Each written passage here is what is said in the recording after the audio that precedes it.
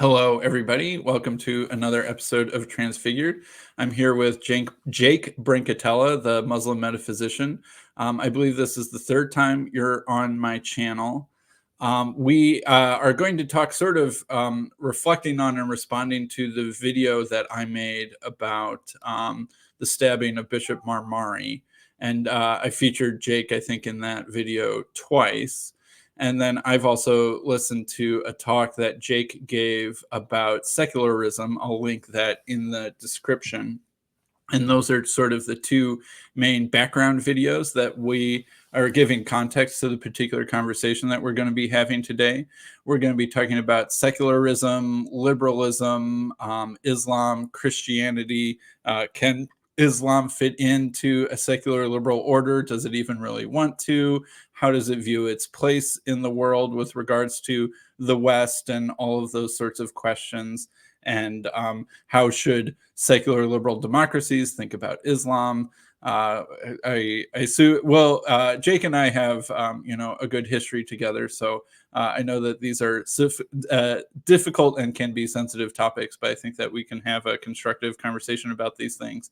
And I think that Jake's own sort of personal story is also very interesting with regards to how you think about these things. So I asked you ahead of time if you wouldn't mind maybe giving us sort of like a 5-minute version of sort of your story and spiritual journey and how you came to be the Muslim metaphysician.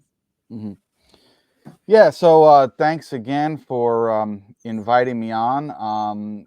I had seen your video and that you mentioned it, and I said, well, if you want fuller or deeper context to sort of my perspective on the issue, some of the topics anyway that you mentioned in your video, I suggested you watch a talk I gave on secularism and liberalism. So anyway, I don't think that we're going to, I definitely don't think we're going to agree on a lot of these things, but I do think it is important to have these discussions. And I'll just say from the outset that my purpose here is to be honest about my positions, be honest about what I think Islam teaches. Whether people agree or don't agree is fine, but I'm just here to, I think, properly convey the Islamic perspective. Now, with that being said, Sam mentioned I've been on here a couple times, so people can refer back to those videos related to other topics. But in a short summary, I was raised a Roman Catholic. Now, on both sides of my family, my mother's side and my father's side, they're pretty much all Roman Catholic, although I would say not deeply religious. So I'm not going to, come up here and act as if I was going to church every Sunday or multiple times a week as a Roman Catholic, because I wasn't. However, I did partake in the sacraments. I did go to CCD. As a younger kid, I actually went to Catholic school for a number of years. So I do have some familiarity with the Catholic religion in light of growing up in that sort of milieu. Now, I always believed in God, but a lot of things growing up never really made sense to me regarding the Catholic religion, specifically on the doctrine of the Trinity and Jesus being God, God and man at the same time. And, these are the other videos. People can maybe look at them for a deeper sort of analysis of those doctrines, because Sam and I went into them in much greater detail. But in summary fashion, they just didn't make sense to me. So I never really truly, I would say, embraced Catholicism in that sense of, because it's, those doctrines are dogmatic. You must believe in them, right? And then when I got a bit older and became more inquisitive regarding, deeper questions, what's the purpose of life? Why are we here? What religion is true, if any? So on and so forth. I never really questioned the existence of God. I began to have discussions with a friend of mine who I met in high school, who was a Muslim. It was actually the first probably Muslim that I really had a significant relationship with him. And he introduced me to Islam. And the very beginning stages, I started reading the Quran, which is the Muslim holy book, you can say. And initially, my intention was to read it to kind of refute my friend, and not from a sort of Christian versus Muslim, debating perspective, because I didn't really care about that. I didn't really even believe in the main tenets of Catholicism, or the religion I was raised in. But nevertheless, kind of from like a punk kid perspective, I just wanted to one up my friend. Um, there's much more detail to the story, but long story short, I read the Quran. I believe that it was true. Many of the issues that I had with Catholicism, or even more broadly speaking, Christianity, the Quran presented an alternative narrative that made a lot more sense to me. And then I can go through a number of other reasons why I believe the Quran was true, but that's the basic gist of it. And so I became a Muslim originally based on that. And that was about 12 years ago in 2012. So I was in university at the time, actually studying criminal justice and philosophy. I majored in that. And then,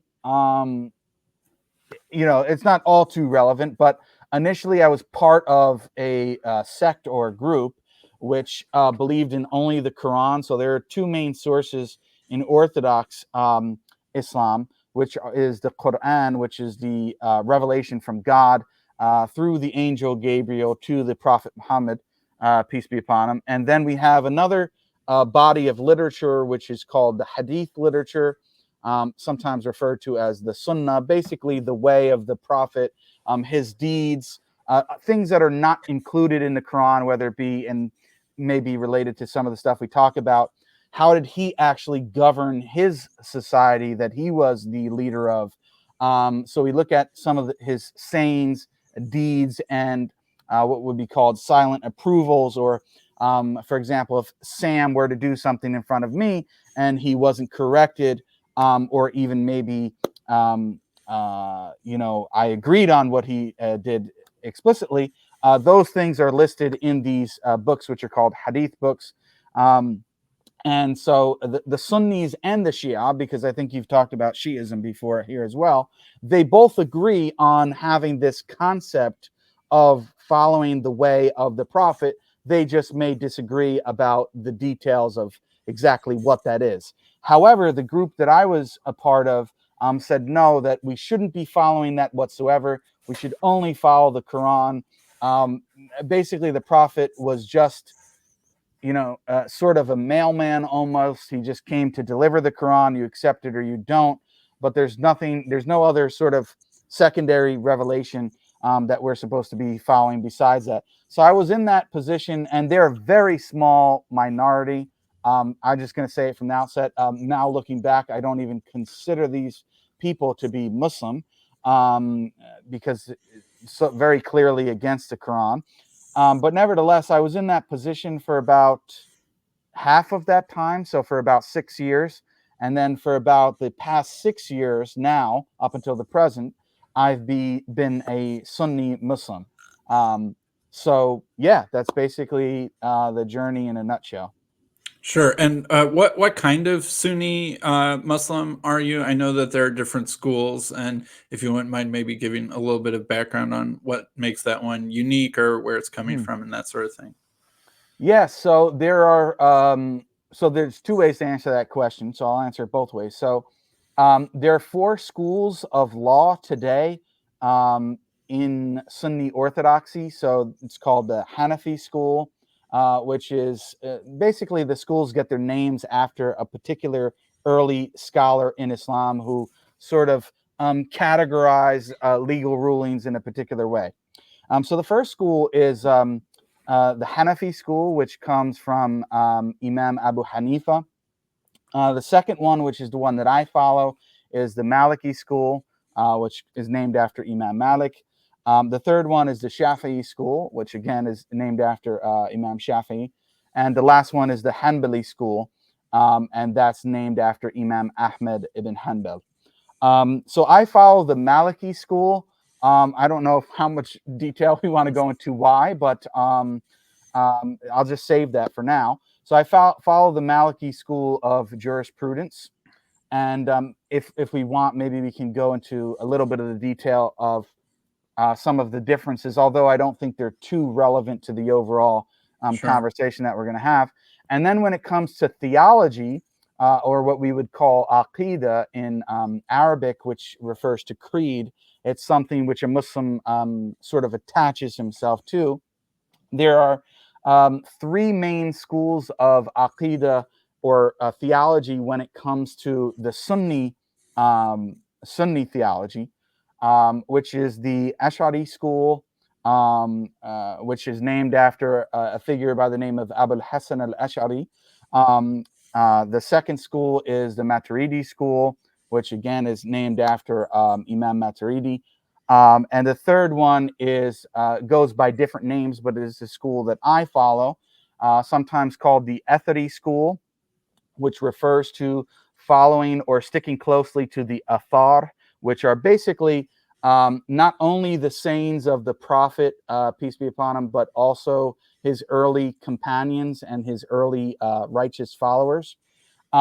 It sometimes also goes by the name of Ahl al-Hadith, and that means the people of Hadith. So again, having the connotation of very strongly following the Hadith or the sayings and the deeds of the Prophet very closely as it relates to theology, because there are some differences, although the other two schools follow the Hadith literature in the way of the Prophet and follow the same books as us. Because as I mentioned before, the Shia claim to do that, but they have different books from which they get those sources. And so the difference is that all three theological schools in Sunnism would follow the same books, but we may have different interpretations of those books when it comes to theology. Sure. And then the other term that you may hear thrown around is the term Salafi. So that's another term that has kind of been used to refer to the theology or the school of theology that I ascribe to, although I use that much less frequently. So if people see the bio on my YouTube channel or my different social media, you'll see that I typically use the term ethity. And the reason is because the term Salafi is a more ambiguous term. It can also be used to refer to a group which has a different understanding of fiqh or Islamic jurisprudence. So it doesn't strictly follow one of the four schools that I initially mentioned in terms of religious law and how that's applied. They are, and this is sometimes how the term can be used to refer to a group who either has their own principles and they basically believe in deriving rulings straight from the text, either themselves or through specific scholars that don't necessarily adhere strictly to one of the four schools of law. Then it can also be used to refer to a theological stance rather than a stance on law, which is broadly speaking synonymous with the what I would call ethari perspective or Ahl al-Hadith. But because of that ambiguity, I prefer not to typically use that term. So if somebody asks me if I'm a Salafi, I would say it depends what they mean by that. If you mean not following one of the four schools of law, then I would say no, because I'm a Maliki. I follow the Maliki school in Islamic law. If you mean in a theological sense, and there's maybe even a deeper distinctions there, but broadly speaking, I would say yes to that. Gotcha. So, And one thing I just wanted to clarify, you were born in America, raised in America, American citizen, all of that, right? yes, yeah. I was born in and raised in New Jersey, so on the East Coast. And I know we get a bad rep, so but for better or worse, that's where I was born and raised and where I currently live today. Gotcha. All right. Just wanted to make sure that people understood that. And I say maybe one question before we sort of get into the more political stuff, and this is something that you would know a lot more than me. I see a growing presence of sort of Muslim YouTube channels and Dawa and that sort of stuff. Would you Mhm, say that there are a growing number of Western people or American people who are converting to Islam? mhm. Or do you have any sort of sense of like the numbers of that, the momentum of that? Because it certainly seems, at least kind of from my online portal, that Mhm. it does seem to be growing in prominence. So I'm curious about your kind of view on that. Yeah, I do see that it's growing. I do see a growing of Islam in the West, particular in English-speaking countries, like which I'm more familiar with, to be very honest, like Canada, even Australia, U.S., and the U.K. Those are the ones that I'm more familiar with. So I don't want to kind of speak out of turn. And I know that they've done polls and sort of statistics on this. So, but I don't have those offhand, and people can look them up. It would be, I think, irresponsible for me to speak much in detail about it without looking at them. But nevertheless, I do see that in my own personal experience and from my limited understanding and knowledge of the polls that have taken place. There is a positive growth in terms of Muslims that are or people that are converting to Islam rather than those who are leaving Islam. Because I mean, there's no doubt that there certainly are some people who leave Islam as well. We can't deny that. But nevertheless, I think the overall influx in terms of the positive versus those leaving does seem to be more and outweighing that. And I mean, I'm just one example of that, but there are many. And yeah, there's definitely a lot more, I would say, dawa or, to put it in the context of Christianity, you can say it's sort of Muslim evangelism, although I mean, that has certain connotations, but nevertheless, basically inviting people to the religion of Islam, whether it be through defending Islam or making arguments for it. Um, um, but really, it doesn't even have to be done from that perspective. It could be just being nice to your neighbor and smiling to somebody that you see on the street, or trying to exhibit proper Islamic behavior in your daily life. So it doesn't have to be through this sort of online scene that you and sort of other viewers would be more familiar with. But Yeah. yeah, I definitely do see a positive growth in the Muslim community in the West. And yeah, maybe we'll say more things about that, whether that's a good thing or a bad thing, or how Christians should think about that, or even Muslims, etc. Yeah. Because in my sort of online world, I see a lot of people, oftentimes they maybe grew up Protestant or Mhm, evangelical or something like that, and maybe had a period of time where they weren't Christian, like in college. Maybe they were an atheist or just didn't think very much about religious stuff. And right. then kind of they're getting a little bit more mature, and then they start getting interested again. And then they're like, oh man, what kind of Christian should I become? And there's a lot of curiosity about Eastern Orthodoxy, or Mhm, maybe very traditional expressions of Catholicism or something mhm, like that, as sort of this kind of traditionalist, not modern influenced, maybe even sort of manly, kind of tough, mhm, intellectually rigorous form of Christianity, mhm, that is sort of historically rooted and going to stand up to the winds of progressivism and stuff like that. And a mhm, lot of especially young men being interested in Eastern Orthodoxy for those reasons. But I think a lot of people in my sort of sphere are somewhat unaware of how much there's a very parallel thing going on, seemingly, with young people, especially young men, being interested in Islam who grew up mhm, in Western environments. mhm, And that is sort of, it seems like a lot of parallel reasons why someone might be interested in Eastern Orthodoxy mhm, are reasons why people are interested in Islam. And so I think that for people who aren't aware of that, it's a bigger thing than I think most people realize. mhm.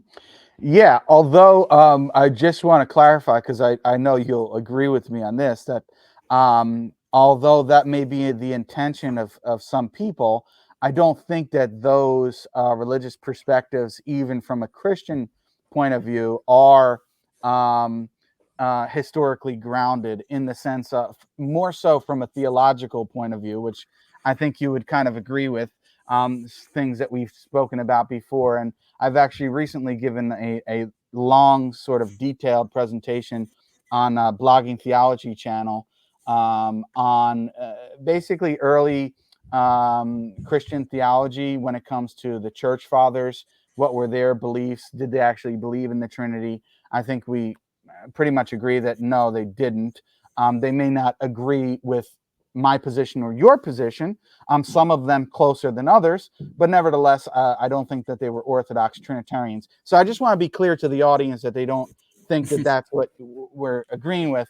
But Right. on the opposite side of the spectrum, I would say, and this would, I think maybe where we'll differ, Sam. I mean, I want to understand your position more clearly, but where I would actually sort of side with them if I were coming from a Christian perspective, the people that you're talking about that want to get back more to a historically rooted, whether it be Catholicism or Eastern Orthodoxy, or maybe even Protestantism in its early forms, that I don't think that there was this very clean and neat distinction of separation between church and state. I think that there was much more continuity between the two. And many times, not to say that the way they were doing it was correct, but nevertheless, the more modern perspective and what we see here in the US of a complete division between church and state, I don't think that that was the historically Christian position. So I can sort of even sympathize with those people from that perspective, but not really from the theological or Christological point of view. So I just wanted to make that distinction, and then maybe we can move on from there. Yeah, sure. And like maybe just a couple sentences sort of about where I'm coming from in case anyone doesn't, in case people are coming to this video because they want to see Jake and have no idea who I am. Right. That I'm a biblical Unitarian Christian, which is a form of Protestantism. But we don't believe in the Trinity and incarnation, and that's a lot of the reason why Jake and I have connected in the past, is that Right. sometimes we are making very similar theological points when we're arguing against Eastern Orthodox or basically any form of Trinitarianism.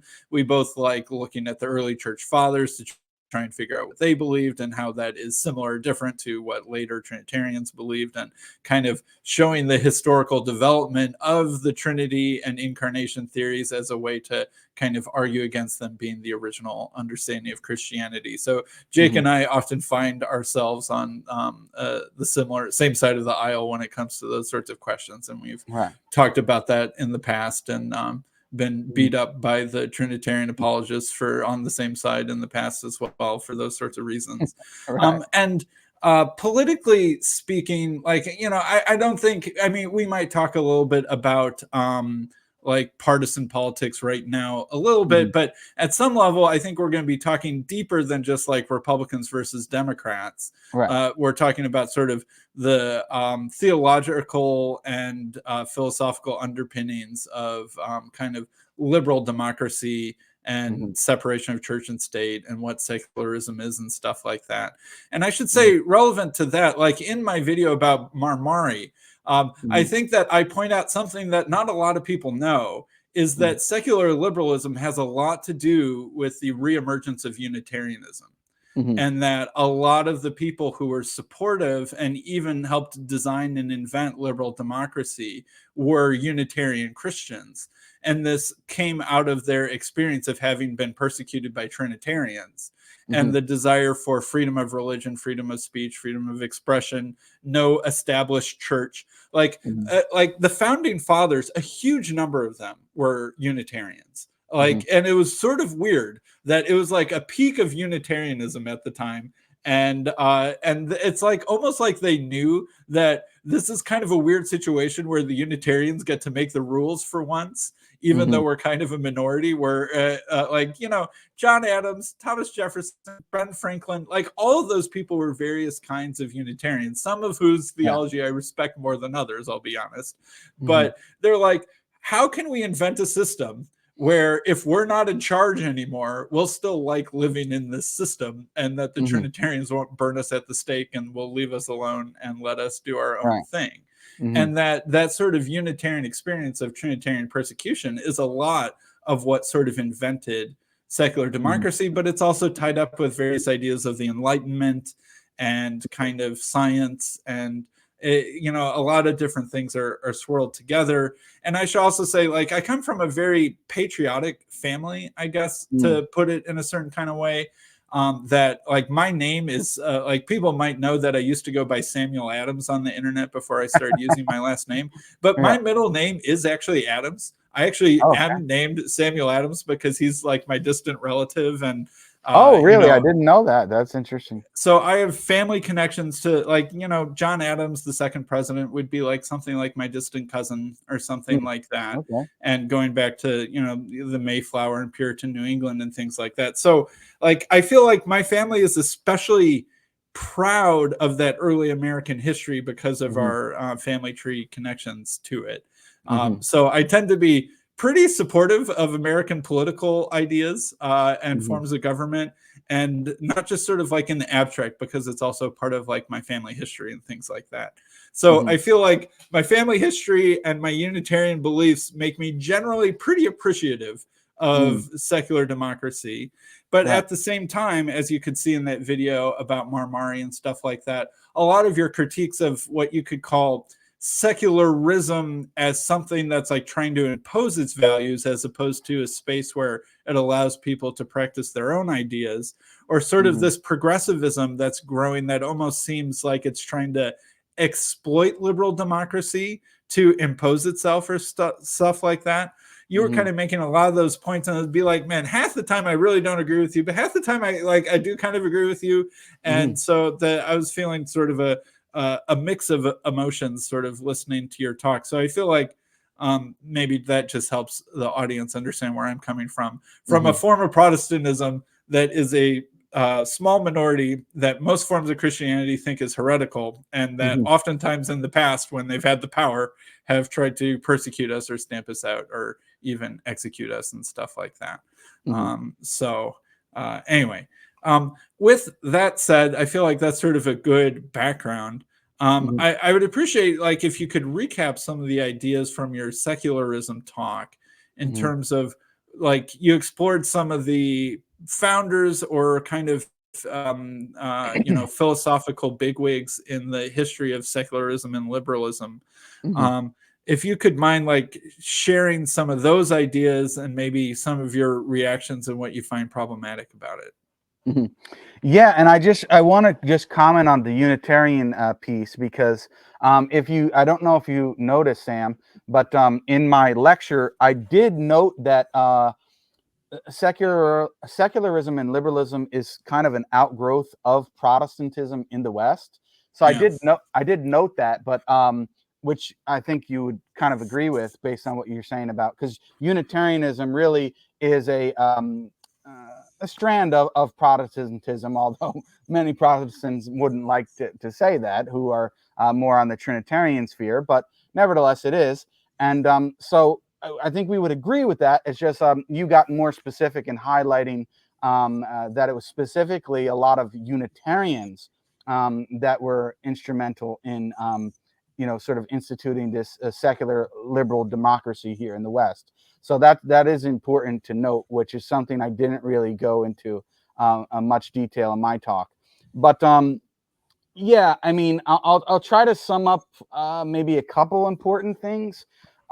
So secularism, as you mentioned, I go over in the talk some of the key figures in the 1800s, and also the same thing with liberalism.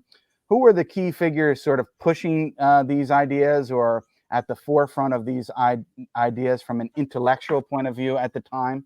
And I go over what they say, the way that they describe secularism and liberalism. And the reality is that Um, the secularists that I quote basically explicitly say that they want a separation between church and state. And their big thing at the time, which is something I also highlighted, they were more concerned with Rome, or sort of the Catholic Church, because of the prior history that Sam mentioned, which he goes into more detail in that in his video.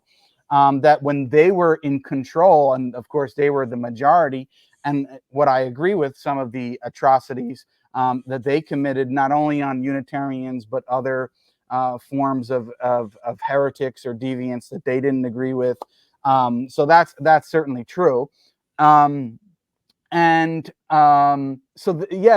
Early secularists were more concerned with them rather than the Church of England, which is a form of Protestantism. So in Europe, some of the European secularists that I mentioned, they make that clear distinction between the Church of Rome, or Catholicism, and Protestantism, or the Church of England, on the other hand. And although maybe not explicitly said, I think you can sort of see based on what they're saying.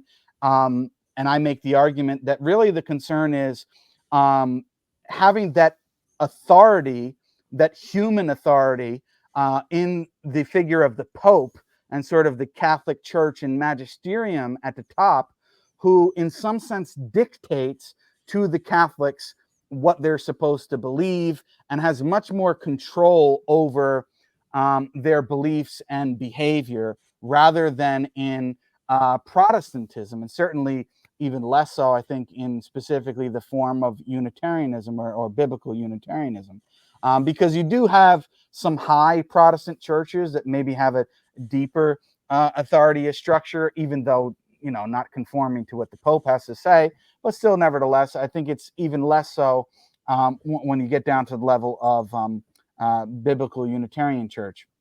Not to say that they don't have any, authority that they're supposed to sort of turn towards, but it's more so on a much more localized manner, rather than a global Catholic perspective, or even a regional when it comes to orthodoxy or certain Protestant views.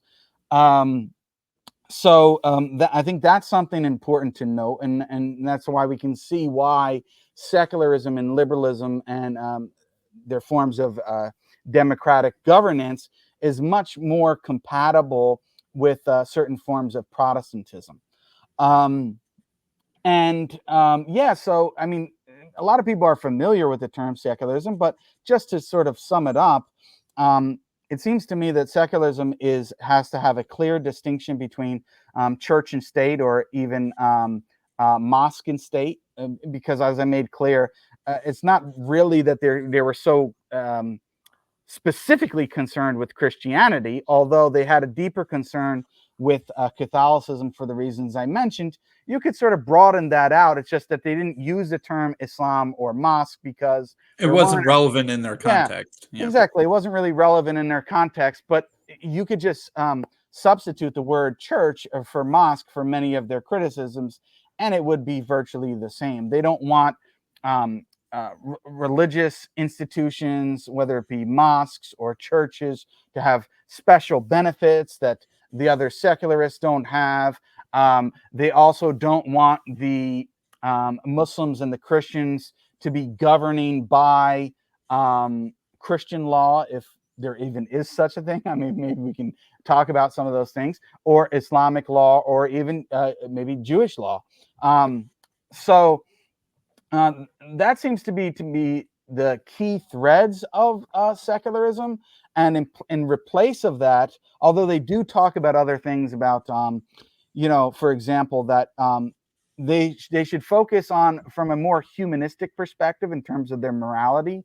It's not as if they don't think that they shouldn't do any good, but they think that the whatever good that they do should be concerned with this life, really not with any sort of relevance, or appealing to anything from a religious perspective, or what may be good overall. Because as religious people, sometimes we think that wow, I mean, we don't see the initial benefit in doing this or following this particular religious dictate, but we have faith, or we have the trust in that it's good for us in the long run, and that when you take the afterlife into account on a whole, it's more beneficial, right? So not that, and this is something I tried to make clear, because then when we got to liberalism, which I don't want to jump too far ahead, it seems to be mainly concerned again with fulfilling certain desires or benefits with respect to this life, as long as there's consent and not harm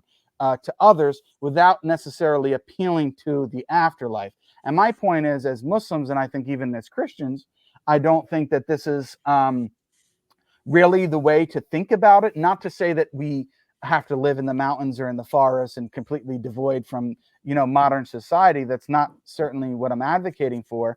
But nevertheless, if we truly believe in our religious texts, that there are certain things that we're either required to do, or that maybe not necessarily required, but something that is encouraged for us to do, in order to have a better benefit, not necessarily limited to this life, but also appealing to the afterlife. And that's something that's completely absent, it seems to me, from a secular liberal perspective, which is one of my criticisms of why I think it's difficult for religious people, Muslims, Christians, Jews, and otherwise, people who believe in the afterlife, to really adhere to the dictates that I outline in the talk. It's So anyway, interesting. Yeah, the word secular comes Mhm. from the Latin word seculum, which Mhm. basically means cycle.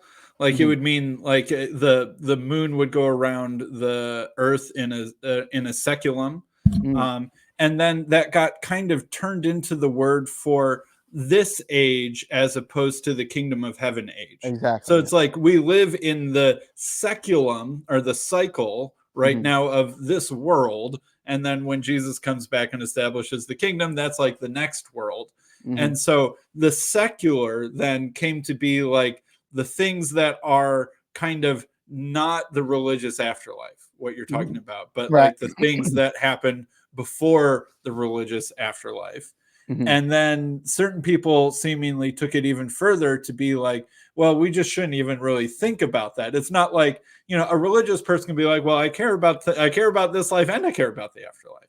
Right. You know, they're both important. I think about them in slightly different ways. Right. Sometimes some of what I'm doing is helping make sense in this secular world, and some of what I am doing only makes sense in light of my views of the afterlife. And Right. I can balance both of those things.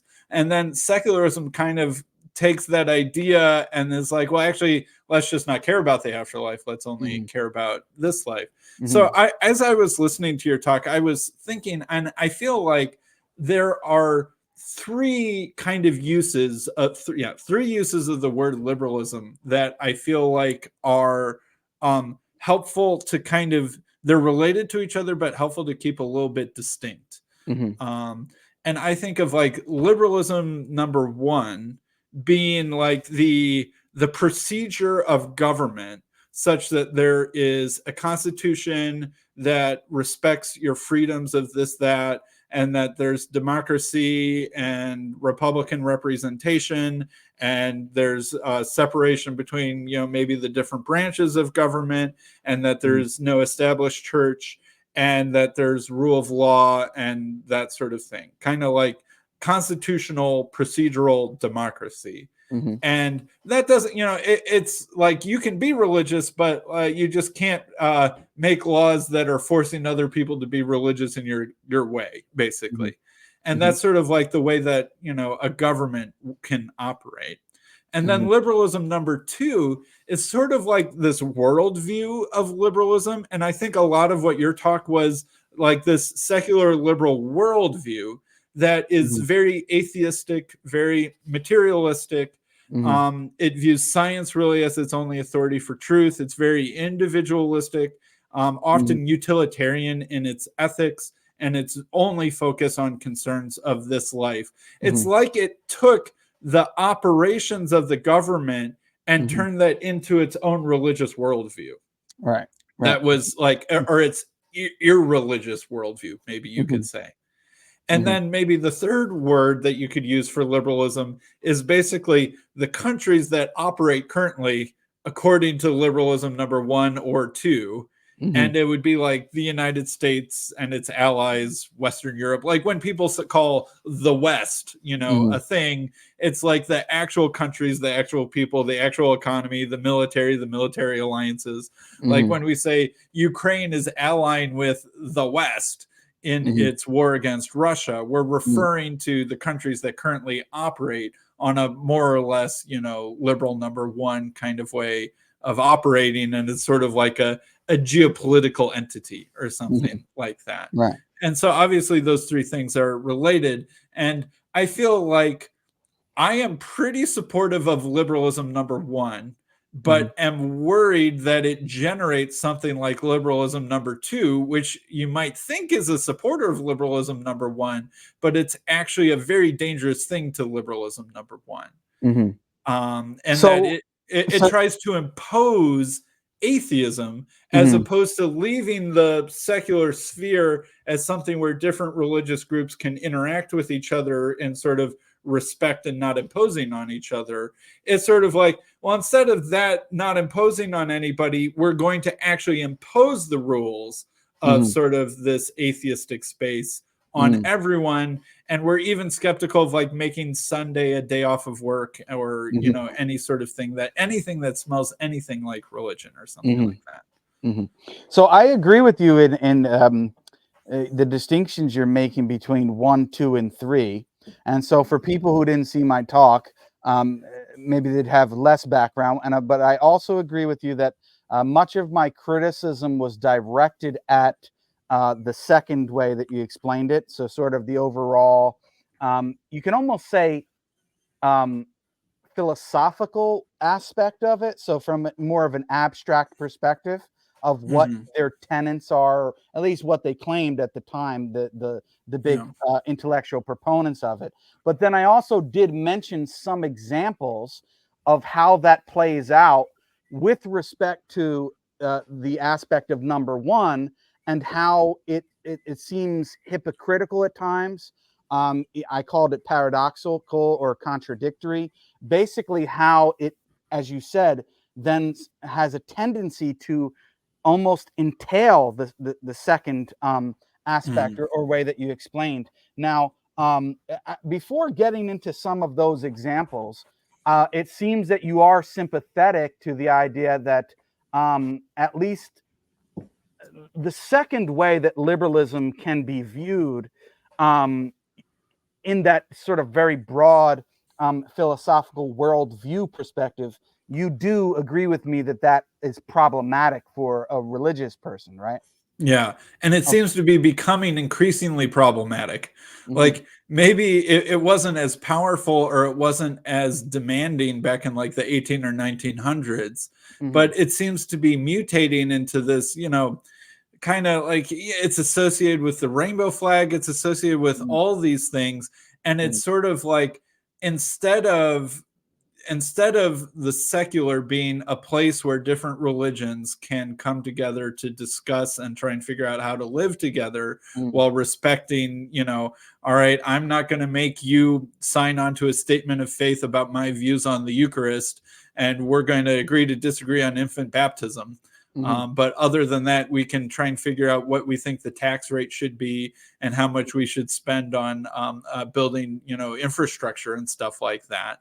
Right. Like that's sort of the secular, non-secular split. It's like, okay, the Baptists and the Presbyterians don't agree on infant baptism. So we're not going to make a rule at the government level about infant baptism. We're going to let you practice either infant or non-infant baptism, and we'll do that with respect. But in terms of the concerns of this world, right, how much should we spend on building a new battleship?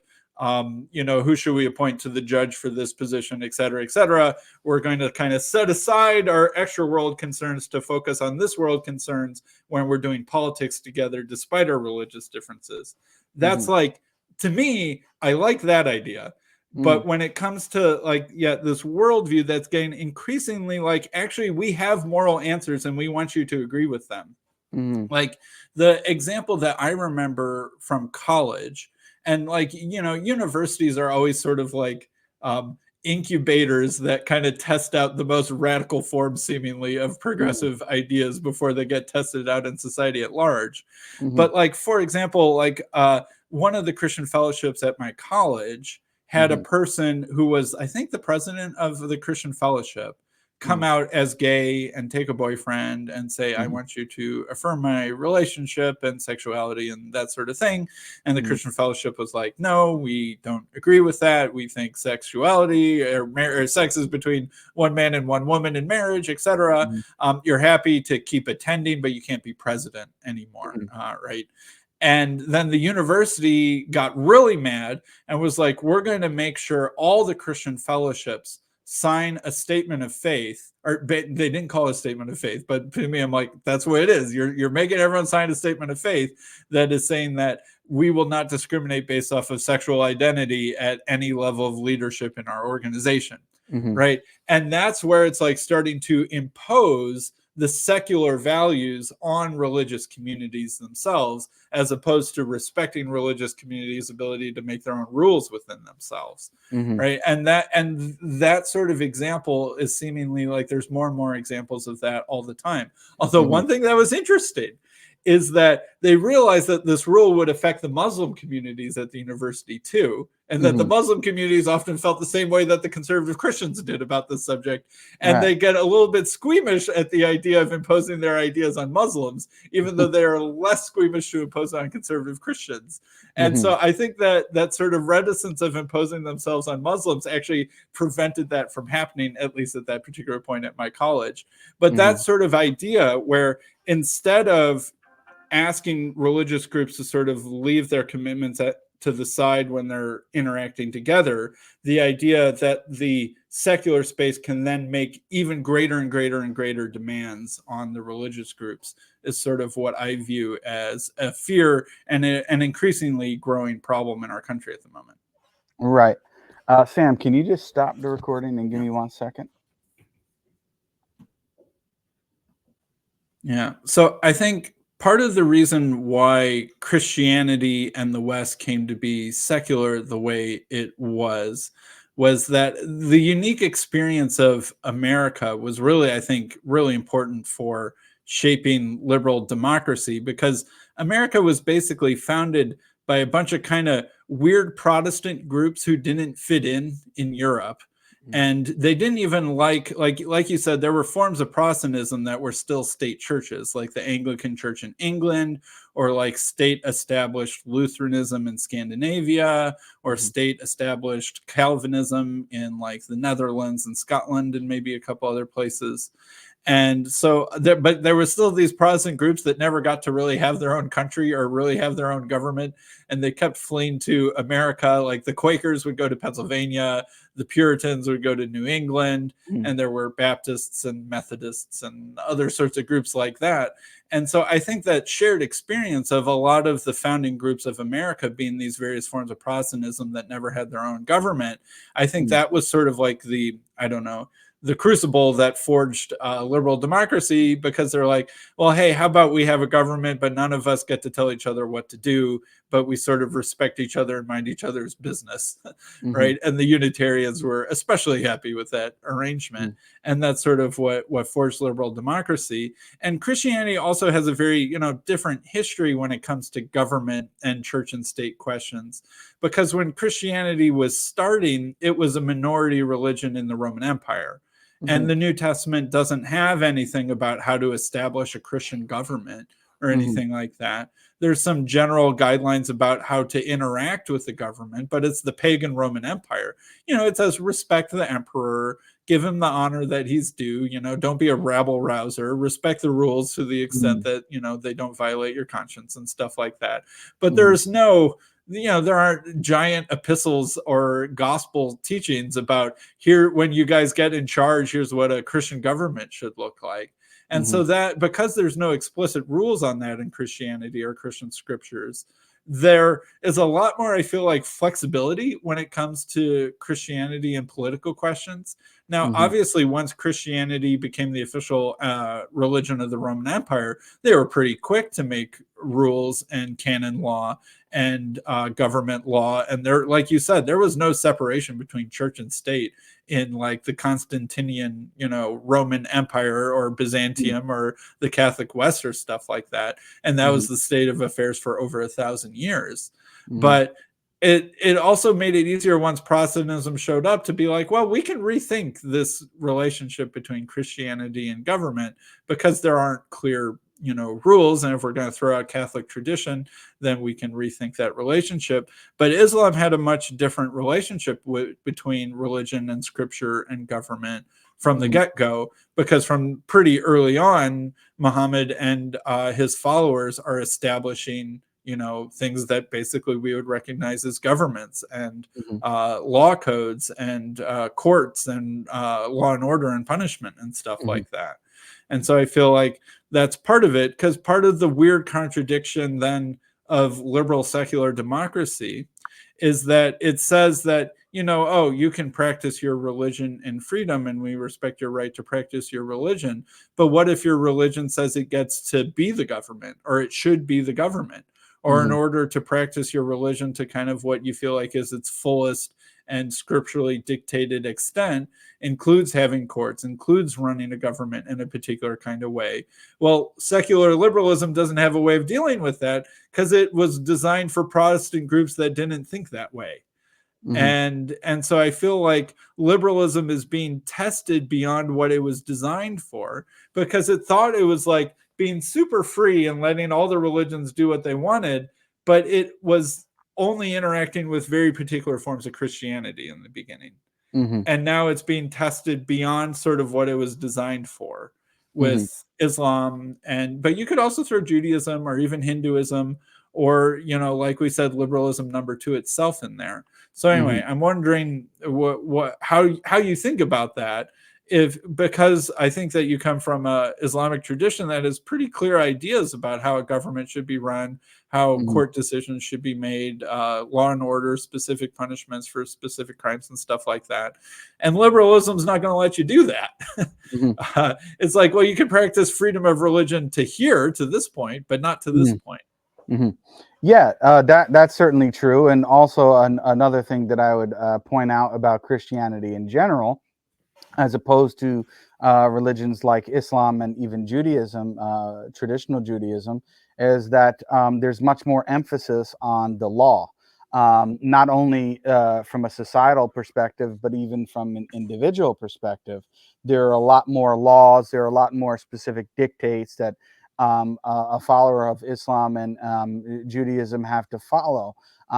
For example, just something simple to give an example, when it comes to prayer, right? We have very specific details about the obligation to pray 5 times a day, at what specific times, the way in which the prayer is done, the details within the prayer. Now, there are some differences, and this is where it comes from the 4 schools. And some of those differences are respected for a number of different reasons. But nevertheless, there is a lot more details on where it's not like sort of general principles of like maybe in Christianity, yeah, it's a good thing to pray, but it's not necessary that you have to pray at these specific times and in this specific fashion.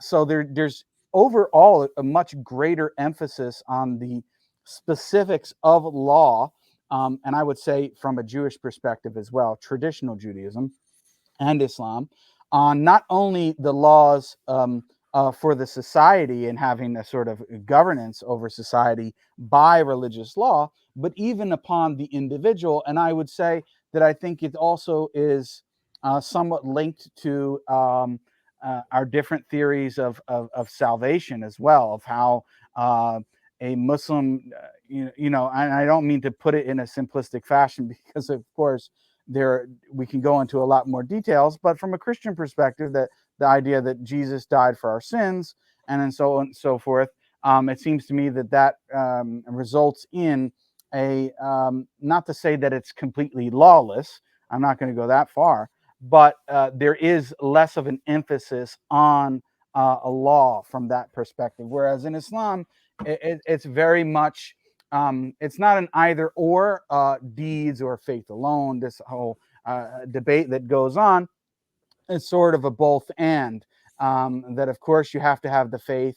Of course, ultimately, we go to heaven based on God's mercy, but it's not as if it's completely for no reason. God doesn't, it's not as if he doesn't have any reasons for why he permits somebody to heaven or hell. It's also related to our deeds and our intentions and our actions and so on and so forth. So I just want to point that out, because I do think that from a zoomed out or perspective, that those things are definitely related. Now, hitting on some of the points that you mentioned, yeah, definitely. I just want to explain very briefly, if I could, the Islamic perspective. And I know that some other, you know, so-called Muslims, although I would criticize them and think that their faith may even be in question, which some people may think is radical. I don't really think it is. I think I'm representing the traditional Islamic point of view. From a historical perspective, as you said, very clearly there was no separation between Islam as a religion and how it was governed over society. The Prophet, peace be upon him, was both a religious leader and a leader from a, you can say, political or societal perspective. And then even the split between Shiism and Sunnism was over who was going to be the successor or the leader of the Prophet. There was no third group saying, hey guys, by the way, there really is no, there is supposed to be separation between mosque and state, and we're going to come up with this independent or whatever liberalistic constitution. There was not that. So even the difference between Sunnis and the Shia was not over this point. It was just to say, well, who do we think is going to be the better leader, or who does have the authority to be the leader? Without going too much into it, the Shia thought that it had to be through the lineage of the Prophet Muhammad, meaning through his family, whereas the Sunnis didn't think that that was the case. They thought it was going to be based on merit, not necessarily based on whether or not you are a direct descendant or family member of the Prophet. So I just want to say, even from a historical perspective, that can't really be negated. I mean, that's not even questioned amongst Western or Oriental scholars of Islam. And then when you fast forward, you see that in the from a historical perspective, that sort of continues up until almost now the modern age, and maybe we'll talk a little bit about that and some of my criticisms of so-called Islamic societies and how they're run today. But nevertheless, you see that. Now, so that's from the historical perspective. Then from a scriptural perspective, again, without boring people by quoting all different texts from the Quran and Hadith, I mean, it's very clear. I mean, I'll just mention just a couple here that I have. So we have the command from God in the Quran, and that's why, according to us, we believe that it's divine revelation, the Quran, and that's why we believe that the Prophet Muhammad, peace be upon him, was doing this and had this perspective, is not because he came up with his own idea, but because this is what the revelation actually teaches. So it says to judge between them, meaning judge between the people by what Allah or God has revealed. So that's a clear command. It also warns us not to follow our desires and to judge based upon them. And then it even asks the rhetorical question of, do you seek a judgment or do you seek a judge other than God and what he has revealed? And of course, it's a rhetorical question. The answer is supposed to be no, that you're not supposed to. And then it goes so far to say that those who do judge by other than what God has revealed, they are disbelievers, to the point of, if you are intentionally, and of course there's details about maybe where there could be certain exceptions if it's by force, or without going too much into the details as to the reason why, but generally speaking, all things considered and being equal, you, especially if you are the leader of the society, should be implementing the laws based on the commandments from God and the Prophet, and understanding how he and the early Muslim community implemented them. So from a historical perspective, it's very clear. I think it's very clear from a scriptural perspective. And then I can also, maybe without jumping too far ahead, also give reasons for thinking why we should do that, even from a commonsensical perspective, or based on the experience of living in a so-called West. And I think seeing how the liberal project, from my perspective, is failing because of, saying that, yeah, we just want to have it as a sort of truth-seeking activity, or a free society, that, yeah, we can have these debates and come together and see what's the best way of living together in this diverse society. I mean, it sounds good, but I think practically speaking, it doesn't play out that way. And I think all across the West, we can see that as sort of, in my opinion, a failed project, because of all of the different examples that we can bring. And I don't really fault necessarily the people who are doing that. I think it is human nature. And what do I mean by that? I think it's human nature that when we get in positions of power, especially in the political sphere, we are going to try to make policies according to what we believe is correct. So if we believe that, it's correct that whether it be gay marriage or certain, um, and again, we have to kind of be careful what we say here, but sometimes, but certain rights for the alphabet or rainbow community, and I don't mean that in a disparaging way, but I just want to leave certain keywords out here for the algorithm to pick up on. But of course, if you believe in that, then that's what you're going to fight for as a politician or somebody in a position of power, right? And I would do the same thing if I were in that position. And so that's what I'm saying. As a Muslim, and I think the Islamic position actually makes more sense.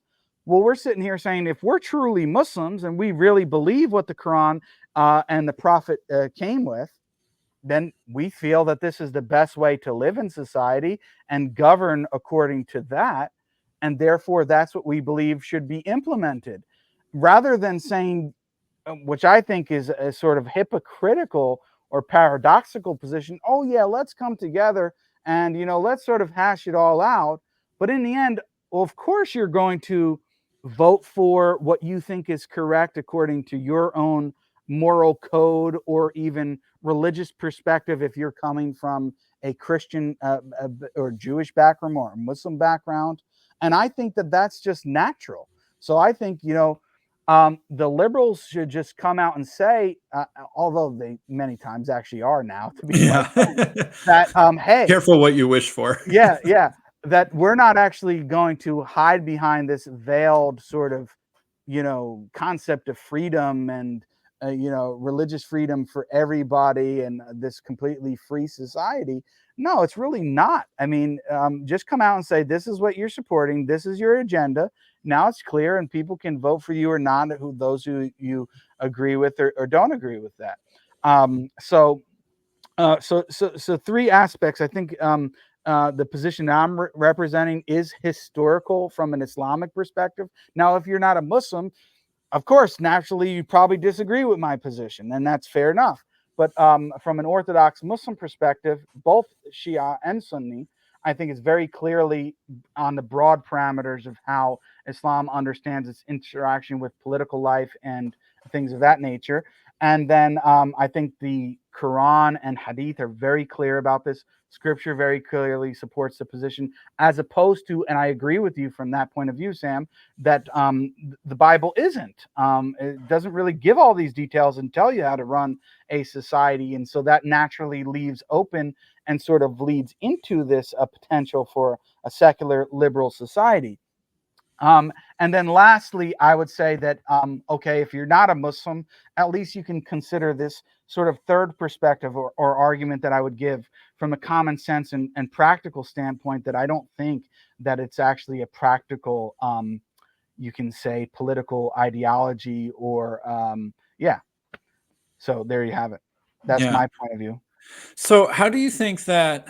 I mean, I feel like liberalism, I think that as liberalism is interacting with greater and greater actual diversity of Mhm. religions and different perspectives and, people from different parts of the world and stuff like that, I think it's becoming clearer that liberalism actually asks a lot more of the people who participate in it than was Mhm. originally obvious in the beginning when, like I said, it was just trying to figure out how to help Methodists get along with Quakers. Right. And that it asks that, well, actually, it's not as morally neutral Right. as it sort of seemed. It's like actually the desire to respect your neighbors and their differences is in fact not that's not a morally neutral request. That's a very moral request. Mhm. And that it the that this idea that it always sort of presented itself as kind of this neutral arbitrator that wasn't imposing any morality, I think is not as true as was sort of originally understood by the people who are kind of designing it. Now, I still, like I said, am a pretty dyed in the wool believer of liberalism number one, and Mhm. I really do think that freedom of speech, freedom to criticize other people, because like one of the things it says is like, all right, other people will criticize you and your beliefs, and you can't respond in violence, right? Mhm. You can respond in argument, but if you respond in violence, then we'll charge you with a crime and arrest you accordingly, Mhm. right? And so Mhm. you can't defend yourself from criticisms with violence. You can only Mhm. respond with criticisms, or you could ignore it or whatever. Mhm. And that sort of the Bishop Marmari thing is like, okay, he was stepping on the line of being a little bit critical of Islam. Although I'll Mhm. say, you and I could both name people who are way more critical of Islam and Oh way yeah, more yeah, for rude sure, yeah, than Bishop Marmari is on the internet. for sure, But yeah. then he gets responded to with violence. And I'm not saying that like all Muslims would agree or Mhm. endorse what happened to him, but it's sort of like this test case. It's like, well, wait a minute. What does liberalism do when one of the groups that gets criticized thinks that it's right for it to respond with violence or something like that? Mhm. Mhm. Right. Like if, someone's mocking someone's prophet or scriptures or burning it or whatever, and Mhm. that religion says that this is a great sacrilege that needs to be responded to forcefully. Mhm. That's sort of a showcase again that liberalism is asking more of its participants than it originally seems. Yeah, definitely. And I mean, I would ask you this question, Sam. I mean, um, uh, because I understand that the distinction between the two aspects of or ways to understand liberalism and what you would like to agree with and not. But coming from your Christian background, um, obviously there are certain things in Scripture, even in the New Testament. Let's just stick with the New Testament, that would be incompatible with the sort of modern liberal hegemony and what they're trying to push on American citizens. Would you agree with that, just broadly Yes. speaking? Okay. Yes, that liberalism number two is asking some things via liberalism number one that are unscriptural. Yeah. Right. Whether it be from a moral perspective or maybe even other things. But Mm. let's just stick on the moral front, like, gay marriage or I don't know. I mean, we can think of maybe a number of good examples, but that's probably the most common one brought up. Um, would you? So, this is what I want to understand from your perspective. Would you agree that gay marriage contradicts scripture? Yeah. New Oh, Testament, Old Testament together. Yes. okay. Okay. And then, but from the aspect of having so-called religious freedom and understanding from liberalism one, and understanding that you can't push your views down other people's throats or sort of rule by it and just say, well, the Bible says it, so you guys have to accept it. In light of that, would you vote for, or did you vote for, I mean, I don't know if you're comfortable saying, for gay marriage being legal? In other words, how do you navigate that from it clearly contradicting your Christian worldview or Christian morality in Scripture versus saying, well, I don't agree with it, but I think that in this society, that people who do have that position should be able to get married. Is that your position? And then you just say you disagree with it from a personal moral perspective? Or do you say that in light of your view and what scripture says, that you're not comfortable with it being instituted in society and you wouldn't vote for it? What's your position on that? Yeah, I mean, it's a good and complicated question, because, like, I really think that this is another one of those things that the desire to change the definition of marriage that really is a religious question, Mm-hmm. and that someone who is saying that, my definition of marriage is just two consenting adults who love each other, Mm-hmm. and your definition of marriage is one man and one woman. I mean, the desire to say that marriage should be something else is a religious question. And I think this is where part of my point is that liberalism number two needs to recognize that it's basically a religion. Mm-hmm. uh, and that, secular liberalism or spiritual but not religiousism or pride flagism, whatever you want to call it, that it Mm-hmm. basically is trying to pretend it's not a religion. It's Mm-hmm. like, oh, we don't have scripture. Oh, we don't believe in supernatural stuff. Just Mm-hmm. don't ask us how a person can be born in the wrong body. That certainly seems like a religious idea to me. But Mm-hmm. anyway, like that sort of thing. So Mm-hmm. I won't try and dodge your question too much, Mm-hmm. but my perspective would be like, if it's a different religion that is asking for a different definition of marriage, then they should be sort of granted the right to participate in marriage in the way that suits their religion.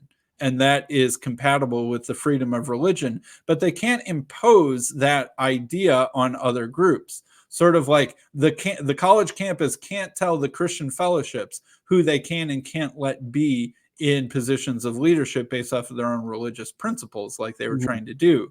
That's liberalism number two, trying to violate liberalism number one. Mm-hmm. But in terms of, what effect that has on society, and like, okay, so what lines can and cannot be crossed? Like, can a religion ask for anything? Can a religion say, well, my religion teaches child sacrifice, so excuse Mm-hmm. me, please let my religion practice child sacrifice over here? And Mm-hmm. religions of the past have obviously practiced child sacrifice. Right. The Mm-hmm. Bible was well aware of religions that practice child sacrifice, and the Mm. Aztecs and the Mayans did too. So it's like, Right. it's an actual real thing that has happened in human history. That's not just an abstract question. Mm-hmm. Are there bounds and stuff like this? And this is where I feel like liberalism is getting tested, because it was originally designed for Protestants who mostly agreed with each other on sort of a broad set of moral foundations. Mm-hmm. And so I am generally, I guess, okay with the idea of society permitting gay marriage, even though it's something that I disagree with. But then when Mm-hmm. it comes to questions of, should the cake baker be forced to bake a cake for a wedding that they don't want to, appear to endorse from their religious perspective, I think the cake baker should be able to refuse that request, Mm-hmm. that sort of thing. And there shouldn't be any sort of punishments or restrictions on churches that disagree with that definition of marriage or something Mm-hmm. like that. Mm-hmm. But I agree that it's one of those questions that starts to lead to a bunch of other questions, and it's hard to know where to draw the line. And Mm-hmm.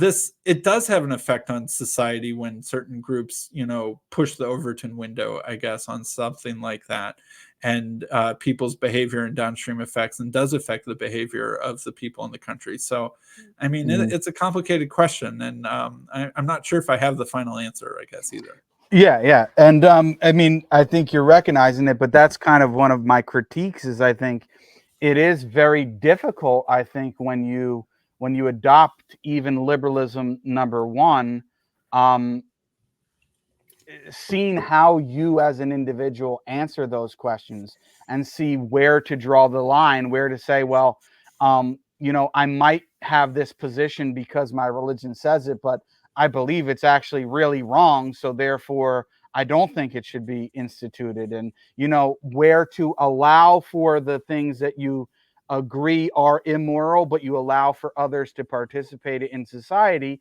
versus those who don't. Like child sacrifice, I imagine you wouldn't say, well, the Bible says it's wrong, but I'm still going to allow people who want to do it to do it. You would say, no. I mean, you think it's I don't know, maybe I don't think you would say wrong in a greater sense. I don't know how you would phrase that, but it's definitely that crosses the line. But then there are things in between, or maybe even with the thing of gay marriage, maybe a bit sticky where you go back and forth. So I think that that's, one of my criticisms. And I think because of that ambiguity, or because of that difficulty of drawing the line, I think that's what necessarily leads many times to liberalism number two, so to Yeah. speak. And I'm sitting here saying, well, that's natural. And my thing to the Muslims, which I'm saying, I mentioned in that video recently on my channel, where I was critiquing a Muslim who had a different point of view, and saying, well, he was basically saying we should vote for the liberals, or the left side of the politics in the US, because, they claim to support certain things like being more in defense of Palestine over the whole Palestine-Israel conflict, and other things he mentioned, even though we know that they are going to implement and vote for and pass policies that we don't agree with from a moral perspective. That's his position. I say I don't want to vote for those people because I know that that's what they're going to do. Actually, there's no confusion about it. They're telling you, they're going on the campaign saying this is what we're standing for. And in light of that, I can't vote for them. I don't vote for them. So my position as a Muslim living in the US currently, which, by the way, I'm planning on leaving the US partly because of all these problems, and maybe we can talk about that in a little bit. But for the Muslims who are here, I don't believe they should be voting for either side. Why? Because I think that a lot from the left is lip service and sort of contradictory, that they may even appear to be on your side with certain issues, but on, I think, even more detrimental issues many times in terms of dealing with your immediate society, they are going to implement things that are very harmful to us and our own children, whether through be education, you mentioned at college, but many times they're doing this much earlier now in elementary school even. Mm-hmm. And so in light of that, I don't have kids yet, by the way. I'm planning on having kids, God willing. I'm very fearful of raising kids and my family in this society. And what I think happens many times, very subtly actually, is that, and sometimes it's more upfront and other times it's subtly, that when you live in this more free, open, so-called liberal society, that those ideas or moral perspectives, even if they're not completely pushed in your face, you kind of naturally adopt them, or you're much more likely to adopt them. And then when you grow up and you realize, oh, hold on, but that contradicts Orthodox or conservative Christianity, or it contradicts Orthodox or traditional Islam, then you realize, well, now I got a conflict here, but this is what I believe, and I wasn't really taught conservative Christianity or Islam, and therefore they wound up leaving their religion for those so-called liberal principles or ideologies. And I think that's, from my point of view, is extremely dangerous. And therefore, I think the best option for Muslims is actually to leave secular liberal West, and not to meddle in its so-called politics and think that you're going to actually make a big difference, because the honest reality is that Muslims are an extreme minority. Take US, for example, I think less than 3%. There are different numbers given, but extreme minority, that the reality is we're not going to be able to have much effect because most of the population is going to disagree with our ideas. So why beat your head against the wall? Go to other Muslim societies if you have the ability to do so. And it's not as simple as that. So maybe we can get into complexities there, because unfortunately, it's not only that liberalism number two has done it here in the West. They have then tried to export their ideology. And they're just as evangelistic as the most evangelical Christians or the most evangelical Muslims. Yeah, they've done it to export it to Muslim societies and foreign Muslim countries, to many times they have been liberalized. Now, I don't think to the same effect, and I have many criticisms of even the country that I am planning to move to, which is Morocco, primarily because my wife is Moroccan and from there, and her whole family lives there. But with all my criticisms of the Moroccan government and the fact that many times they're not ruling by traditional Islamic law, they still have enough of the structure that it's, I believe, much better for a Muslim to live there than here. For example, simple things that many Muslims in a Muslim country, majority Muslim country, would enjoy that we can enjoy here. Hearing the adhan or call to prayer 5 times a day on loudspeakers is, for me personally and many Muslims, a very beneficial experience. We think it's actually good for society. Having halal meat or meat, because our meat, for people who don't know, we believe similar to actually kosher laws, or similar to all actually Jewish kosher laws are actually more strict than Islamic laws. But for us, the animal has to be slaughtered in a particular way, in what we believe is a more humane way. And also the name of God typically should be mentioned upon the slaughter of the animal. And in light of that, it's very difficult sometimes, especially depending on where you're living in the US, to be able to go out to a restaurant to eat, or to be able to get halal meat. Or sometimes certain places are kind of dodgy, where they'll tell you it's halal, but it's really not, and all that. I mean, in Chicago, you have a There are very neighborhoods where it's yeah, relatively. where it's mostly Muslims, and they have a lot of that stuff. But over near me, I can just tell you, in the town that I live on, I mean, there's no mosque.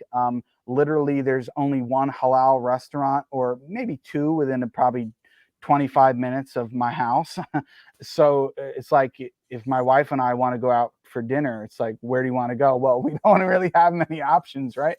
So these little things, even from a societal perspective, and unlike other Muslims, I'm not expecting to demand these things from the American government, because I'm not in my point of view, I'm not naive. I believe that they're going to do what they think is right for the majority. They're not going to be worried about, oh, this little Muslim 1, 2, 3%, and that they have to be accommodating to us, right? And that's even from just common things which aren't necessarily a moral issue. Like, I mean, a common Christian, I don't think, would care about a Muslim having access to halal meat. I mean, who Right. cares? But Right. at the same time, they're not going to go out of their way to do that. Although on this side of the spectrum, and I have seen in a city that I used to live in, Muslims were actually trying to pass I don't know whether it was law or policy, what status it was at, but give them ability to actually have the call to prayer on loudspeakers in the neighborhood that the mosque was going to be built in. And they actually stopped the progress of constructing the mosque because the city was not going to allow for that to happen. Meanwhile, the Muslims were calling out, although maybe it's not on the same level, a bit of hypocrisy, that in Christian churches, they still have the bells, Christian bells, going off at certain times and every hours and everything like that. And so, but It's I'm another one of those examples. Yeah. yeah, Yeah. but I'm sitting here saying, well, yeah, I agree with you guys that it's hypocritical, but my point of view is, why are you, I don't even want to deal with that fight. I'm happy. I just want to move to a Muslim country, not have to deal with this kind of stuff. I recognize that it makes more sense. I mean, why should they be doing that for us? Yes, based on technically the liberalism number 1, they probably should, because it's more consistent with that. But in reality, liberalism number 2 more so plays out, and I've recognized that. So I'm not even going to be bothered fighting with it, So that's my point of view on what would be considered maybe even smaller issues, up to big scale moral issues. And as I said, this, unfortunately, liberalism number 2 has been exported to Muslim Yeah. governments and societies, to the point where, and I've talked about this in other videos. I don't know if you've seen this guy who's called the economic hitman. He actually wrote a book on this, and he was on the Patrick Bet-David show, which you mentioned. I recommend that people go and watch that. He's written a book on it, also very good book, where he admitted he was basically an economic hitman. He more so dealt with South America, but also the Middle East, where he would go to these foreign government officials and sit down with them. He didn't have a gun. He didn't have people behind him with a gun even, or big security or anything. He just went there, and he would basically initially start off and say, listen, you know, this is the economic opportunities that I can offer you guys in this country. And if you do X, Y, and Z, you know, we can even set up contracts with your relatives that are maybe in this field, and it'll be. Is he working for the U.S. government, the State Department, or something? Basically, indirectly, he was. Yeah. Basically, he's working for them so quote indirectly. But now, what he would say is, many times, you know, they would just accept it and they would go along with it.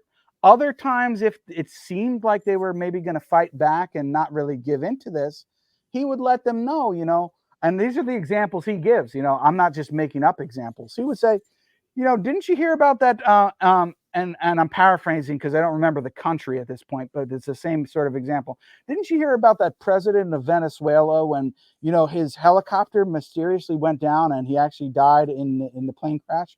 And he wouldn't say maybe directly, you know, you wouldn't want that happen to you, right? But he would say, he would bring up these sorts of examples. Very mafia-like, yeah. Exactly. And listen, these people weren't stupid. They realized, and so then you had the second stage of the people who, after basically being threatened, would succumb to the pressure and then allow for this sort of economic American institutionalization going on, and then even democratizing it. I mean, we know what happened with Iraq there, how they wanted to set up in you know, sort of democracy there and all of this kind of stuff. And I'm not going to say that I was in support of Saddam Hussein and what he was doing. I'm not saying that, but I'm just using this as an example that they're not just even worried about pushing this down the throats of American citizens. They're trying to do it. People, we should not be confused. They are doing this with foreign Muslim countries. And that's why Muslim countries, many of them have had this liberalism or secularism seep into those societies. Liberalism number 2 is using liberalism number 3 to try and enforce itself globally, through economic pressures, social pressures. Like, and so you want the Olympics or the FIFA Cup or whatever in your country, or you know, Formula 1 or whatever. Well, we could maybe do that for you, and you know, I'm sure that your cousins would like to get the contract to sell the, you know, the water bottles at the stadium or whatever. But we're gonna need a couple kind of liberalism number 2 concessions from you publicly. Fly a rainbow flag, or do this or that, or, you know, let women participate, or whatever it might be, you know, something along those lines. I'm sure that stuff happens way more than any of us would like to think or really feel comfortable with. And it's pretty creepy. Right. And so what I would say to you, Sam, is that although liberalism number 1 sounds pretty good, it's a slippery slope to where it leads to liberalism number 2, and then even liberalism number 3. And that's what we're practically seeing play out. Now, to be clear to the audience, I still don't even agree with liberalism number 1. And that's where we have a legitimate difference. But nevertheless, would I rather live in a liberalism number 1, true to its actually principle society, than liberalism number 2 and 3? Of course.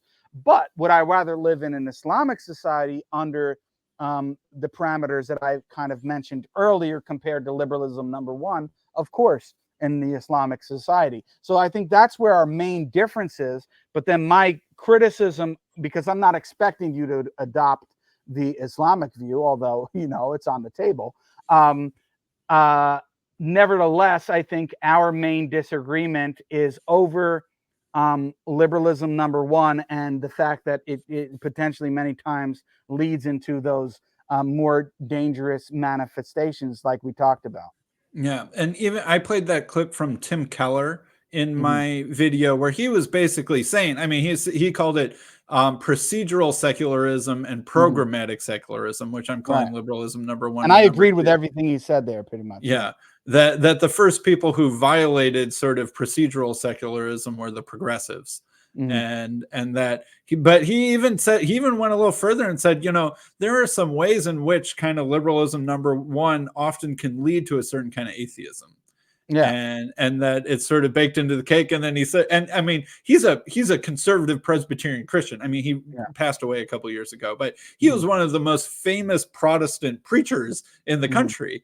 And, you know, and some people didn't think he was conservative enough, but most everyone would agree that he was a pretty conservative fellow. And even he is like, you know, I like liberalism number one, but I can't help but admit that it somehow has some of the seeds of its own destruction in it a little bit. Or maybe when it works, it doesn't work for the reasons that it thinks that it works. And I sort of agree with that. Like, one thing that I'll say is I think that whether or not you have liberalism number one in your country, liberalism number two is coming. And that it's almost something like a global mind virus or something like that. That and you were at whether or not liberalism number three pushes it hard, you know, the internet, media, movies, culture, all these things, it's coming. And that one of the, like, for COVID, like if COVID started in Wuhan, China, one of the first places to be immune to COVID and one of the first places to travel to that would be safe during the COVID epidemic would be Wuhan. And I think one of the places that will be immune to the mind virus of liberalism number two first will probably be America. And that I see liberalism number two having much more detrimental effects on Europe, for instance, or like Australia seems to like, or even Canada. Oftentimes it's like, well, here's what the progressives in America want to do, but they can't do it in America because there's basically too many conservatives. And so Canada is going to do all the things that America can't do to show how awesomely progressive we are. And, you know, New Zealand will trip over itself to be even more progressive than Canada. And, you know, all these European countries are like trying to basically imitate America. But it's like, guys, you're Sweden, you know, like just be Sweden. You're not going to be this country of diverse, you know, multicultural, whatever, like Sweden, just be Sweden, you know.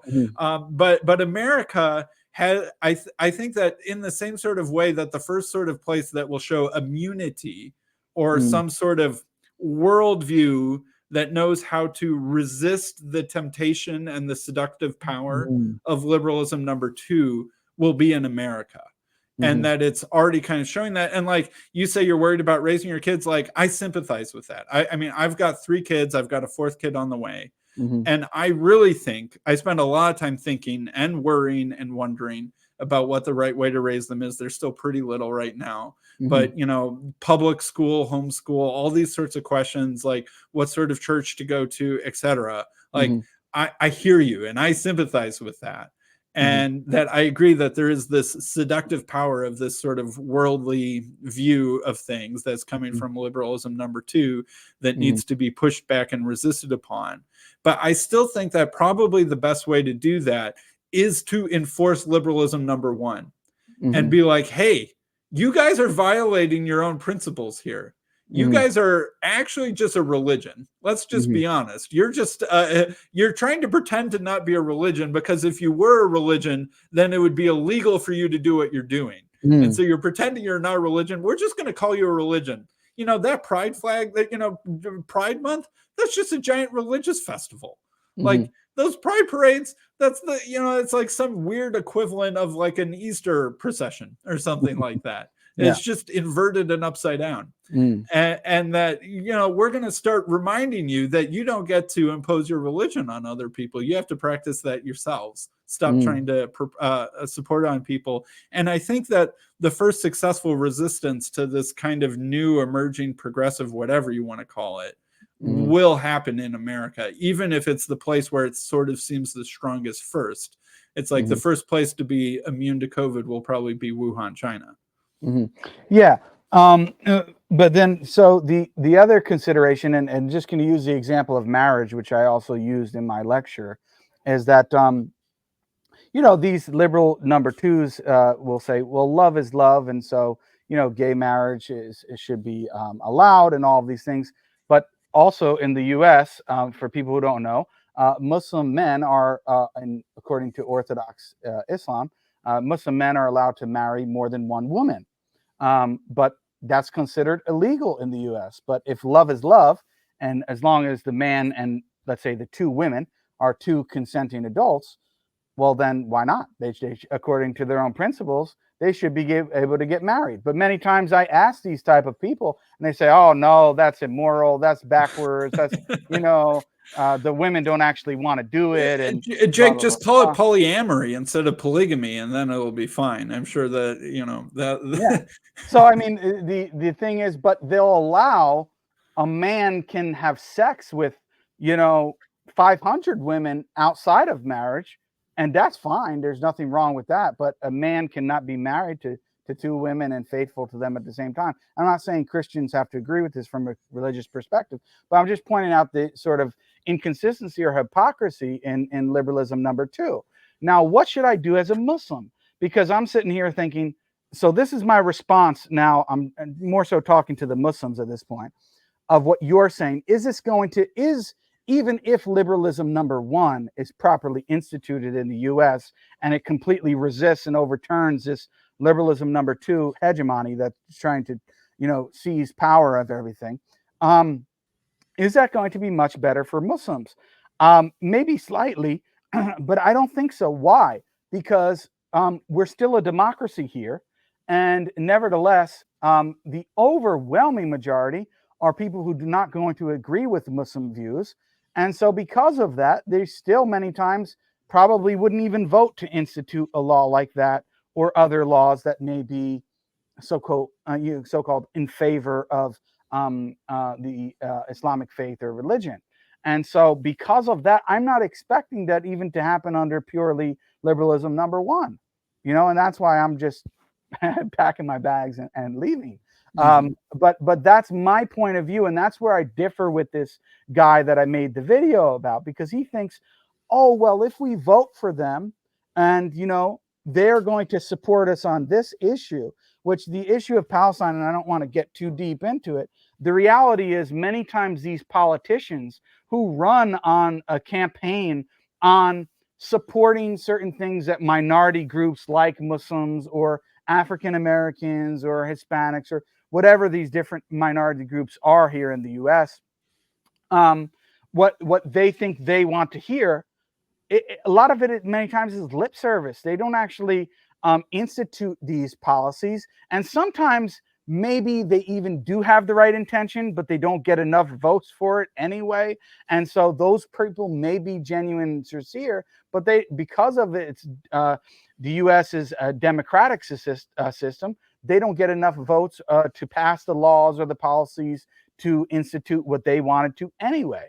So practically speaking, and this was one of my criticisms of that guy, is he said, look, I'm sort of a soft pragmatist because I recognize that Muslims are a minority in the US. We're less than 3%. And because of that, I don't expect most of the changes that Muslims would like to see in the US to come from politicians or from the present institution. So I'm saying, well, then hold on. If you are a pragmatist, then that kind of contradicts what you're saying, that we should give our votes for these people because in the end, they're not really helping us much anyway. So what's the point? Right. Yeah. So that's sort of my criticism of it. Yeah, I think that the left wing of the you know, the to the extent that liberalism number two mixes with the Democratic Party, I think their strategy is to try and seem friendly to new minorities and to give them some of the things that they want, but in the hopes that they slowly seduce them over time 100%. into, yeah, That's right. and that they won't say that because like, oh, we love diversity, oh, you're you know, wearing a hijab, how wonderful and diverse and beautiful, and oh man, I love a good halal falafel sandwich every once in a while, you know. We welcome your cultural contributions to our society. And it seems like, oh man, these people are so nice, they're not asking very much of me, but they're hoping that liberalism number two will seduce you over a couple 100%. generations or something like that, and that they're sugaring you up, basically. Is really what it is. Exactly. Now, I don't know if you want to talk a little bit about sort of Islamic governance, because I did mention some broad things, but I think it would be helpful to go into a little bit of detail. Sure, please do. Yeah, and some people were wondering, well, Jake, if you're saying we shouldn't vote for the left or the right, then what should we do? So I'm advocating for a concept of hijrah, which is basically Islamic people moving, Muslims moving, if they can and have the ability to Islamic countries. Now, I also already admitted that some of them have been liberalized and some more so than others to greater and lesser extents. But nevertheless, I still feel they're better for Muslims to live there because of all the problems that I mentioned. Now, what do I envision as a sort of ideal Islamic society, or in the from my understanding, the traditional Orthodox Islamic society? How do minorities, or how should minorities live there? Now, Muslims, of course, they would be held accountable to Islamic law and traditional Islamic rulings based on how the Prophet ruled and his early righteous followers, and what the Revelation says. I mean, we can go into details on some things, but broadly speaking, that's how Muslims would be governed. But I think many people don't realize, and this, actually, I'm not even going to say that, but I'll let people interpret it as they like, that in a traditional Islamic society, now I'm not going to say what has played out through history necessarily all the time, although what I am saying has played out in many Islamic governments or societies, is that we don't necessarily expect those who are living as minorities in a Muslim country or in a Muslim society that they are going to follow all of the dictates of Islamic law, meaning they shouldn't be necessarily praying. We're not expecting them to be praying 5 times a day, or other things of that nature. And traditional Islamic law gives rights to, say, Jews and Christians to have their own religious courts, to set up their own religious courts, and for them to be governed by those religious courts. Now, the Islamic court or Islamic system will only step forward if the parties that are, let's say, dealing with let's say a particular court case, because this has actually happened.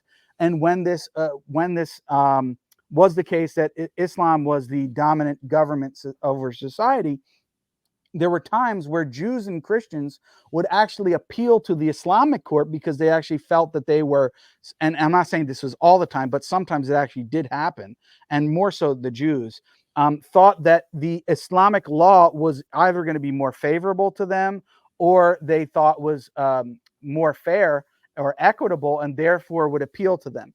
But if they didn't do that, they were allowed to just hash it out according to their own court system and structure.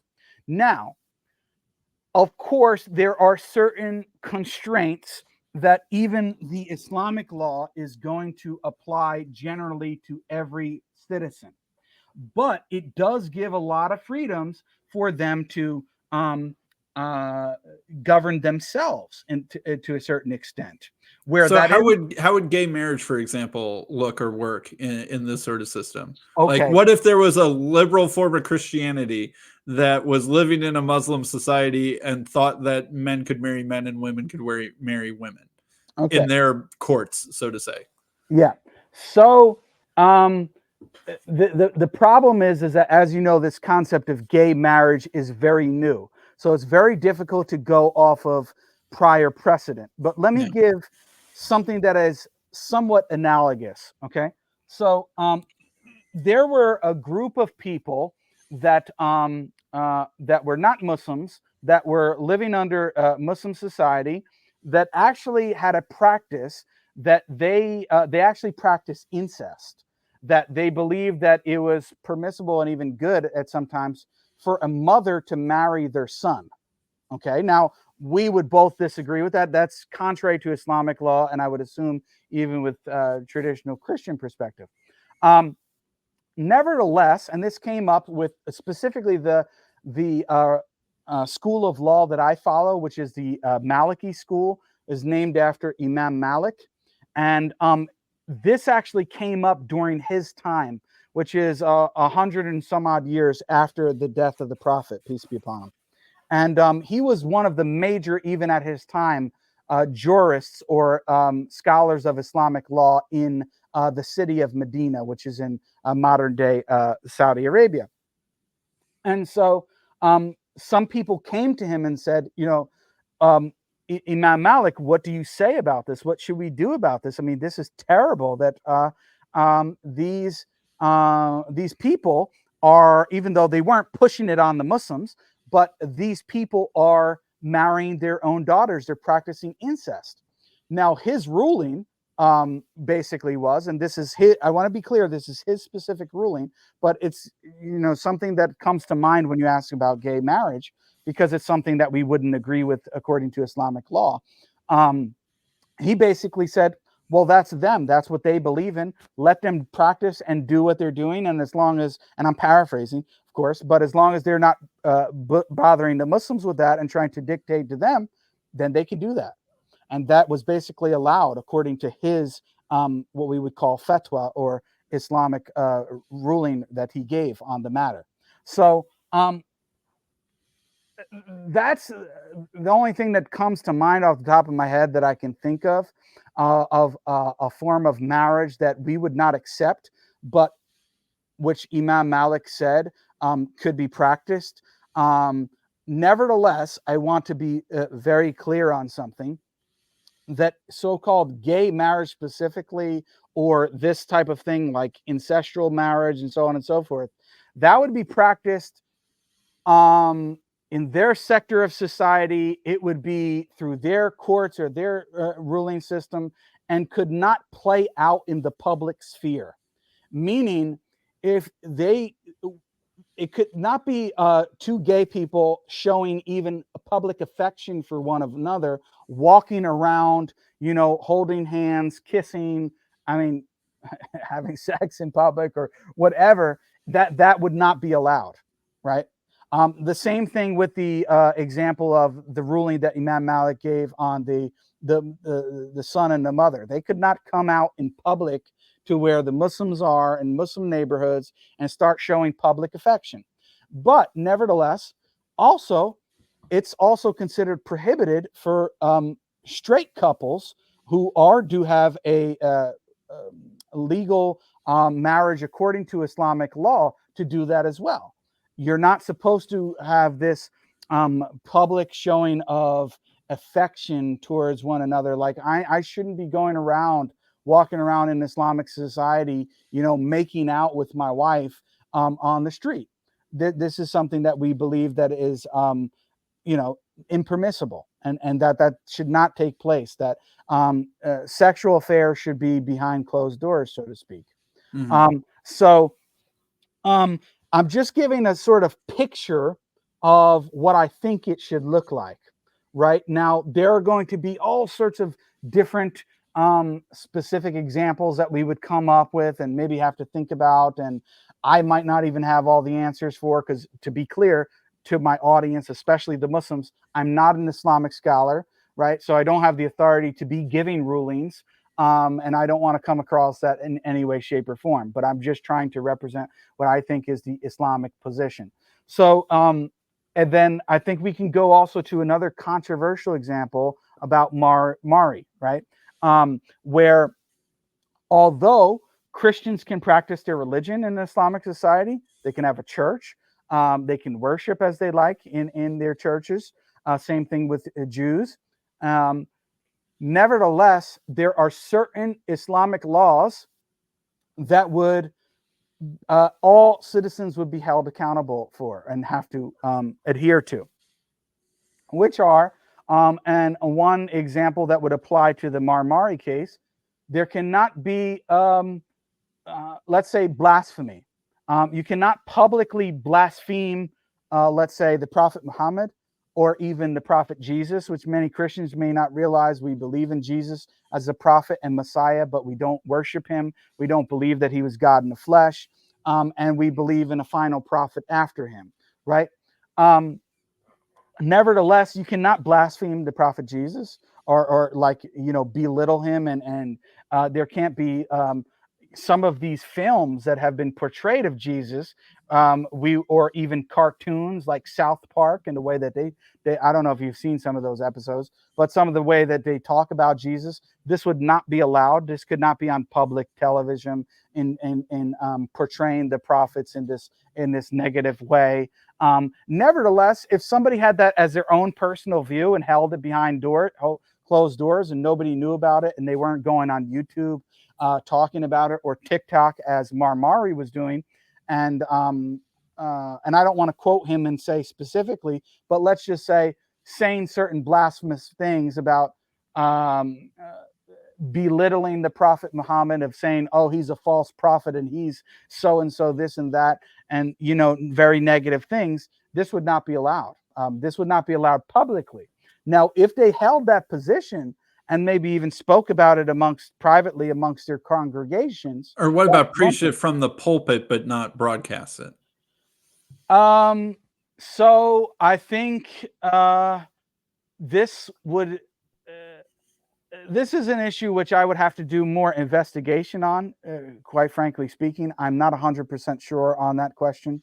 I'm thinking maybe if it was preached from the pulpit amongst Christians only, let's say Christians, for example, Christians only, but it was not leaking out into the public sphere, that this may be allowed. I'm not sure if it wasn't broadcast, but that may be. It may even be that they wouldn't be able to do that. I'm honestly not sure about that. But definitely, it would not be able to be taking place in the public sphere of, you know, being broadcast on television or internet or so on and so forth. I imagine that it would be allowed, in the sense that, of course, there are many things that Muslims would consider blasphemous that definitely would have been going on, even besides criticizing the Prophet Muhammad, like saying that Jesus is God. I mean, this is blasphemous to us. I mean, this is clearly problematic. That he's the way, the truth, and the life, and the only way to heaven, or even Exactly, something like that. exactly. Even though that's a core, like, scriptural teaching, right? So knowing that Muslim societies and governments have allowed that in the past, and allowed churches to worship in the way that they were, even worship Jesus as God in their church, right? This was allowed. And so nevertheless, by the fact that they would know that, okay, this is definitely going to take place, even if we're not in there to watch it, I would assume that that would also apply to, you know, other things of being critical directly of Islam and things of that nature. But don't quote me on it. I'm not 100% sure. Sure. And for the record, what you're saying is how Judaism was treated in Christian lands for most of history. Mm-hmm. Right? Yeah. Like, Christians find this offensive, but I'm perfectly fine poking Catholic and Orthodox friends of mine and being like, oh, this sounds terrible to you. Well, that's how the Catholic Church and the Orthodox Church handled Jews and Muslims for over 1,000 years. Was basically the same idea. Like, you can teach what you want and practice what you want in your mosques and your synagogues. Don't make it a public big issue. And you know, and there were even more strictures than that. Like, I think there were some periods in time in Eastern Orthodoxy where Jews were not allowed to recite the Shema, the Hear, O Israel, the Lord our God, the Lord is one, because it was anti-Trinitarian. And like, that's the core, that's like the basically the Jewish Shahada or something like that, is the way that you could think about it. And so, like, you know, before Christians are too quick to criticize, maybe look in the mirror and check, you know, the specks and logs in your own eye a little bit. So one question I have is where does biblical Unitarian Christianity fit in from an Islamic worldview? Because you know, the Quran's condemnations of certain Christian ideas mostly seem to be Trinitarian Christian ideas. And we're a little bit in between, in that I would make a distinction that I would say that we don't worship Jesus in that highest sense of the word, that we would honor and venerate and respect him and stuff like that. But that capital W worship would be reserved for God the Father alone. And but we would pray to Jesus. Typically not. I would say that I think the common pattern is to pray to God the Father in the name of Jesus. There are maybe a couple examples in the New Testament that are like, maybe that's a prayer to Jesus. Or if Jesus appears to you in a vision and you're talking to him, is that a prayer to Jesus, or is that like a different category of experience? Right. But the common biblical Unitarian practice of prayer is prayer to God the Father. Yeah. So of course, although we would see it as less problematic in a certain sense, because you don't have the concept of the Trinity and worshiping Jesus as God, still, nevertheless, there are important differences in terms of salvation. And also, one important thing is we believe that if someone hears about Islam, hears about the message of Islam in its correct form, and knowingly rejects the Prophet Muhammad as a legitimate prophet and chooses to follow another way of life other than his, then we believe that those people cannot have salvation. So that's the classical, traditional Islamic point of view, and that's very clear in the 98th chapter of the Quran.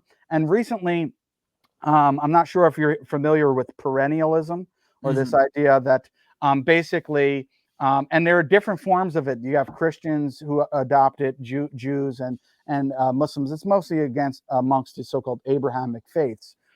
That, well, yeah, we believe our religion is true, or probably the best path to God, but there are these other paths to God, right? We see that, or and I'll just make clear, in traditional Islam, that is considered heresy. This is not correct. We believe the only path to God, if it is living in today's day and age after the Prophet Muhammad, for people who do hear about him and either reject his message or choose to follow another path knowingly other than his way, we believe that these people will suffer the penalty in hell in the afterlife, and that they will not be in heaven.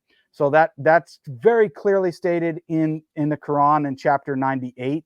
It's a very short chapter. I recommend that people read it. Actually, one of the passages there is used sometimes by anti-Islamic Christian preachers or people online, in which it says that basically the polytheists, so the sort of Arab polytheists who are at the time the Prophet's community were mostly made up of them, and the people who disbelieve from amongst the people of the book, so the Jews and the Christians. It says, and this is a shocking statement that sometimes people are like, wow, what is the Quran saying? It says that they are disbelievers, right? So they're disbelievers, and it says that they are the worst of living creatures. They're the worst of all creatures. These three categories of people: the disbelieving Jews, Christians, and the polytheists, and they will be in hellfire eternally. Now, if you just read that, you're saying, wow, okay, I see what some of these people are saying about Islam. It seems really radical and crazy. But if you read the context of the chapter, all it's really basically talking about is, it starts off by saying, okay, here is a new prophet who has come.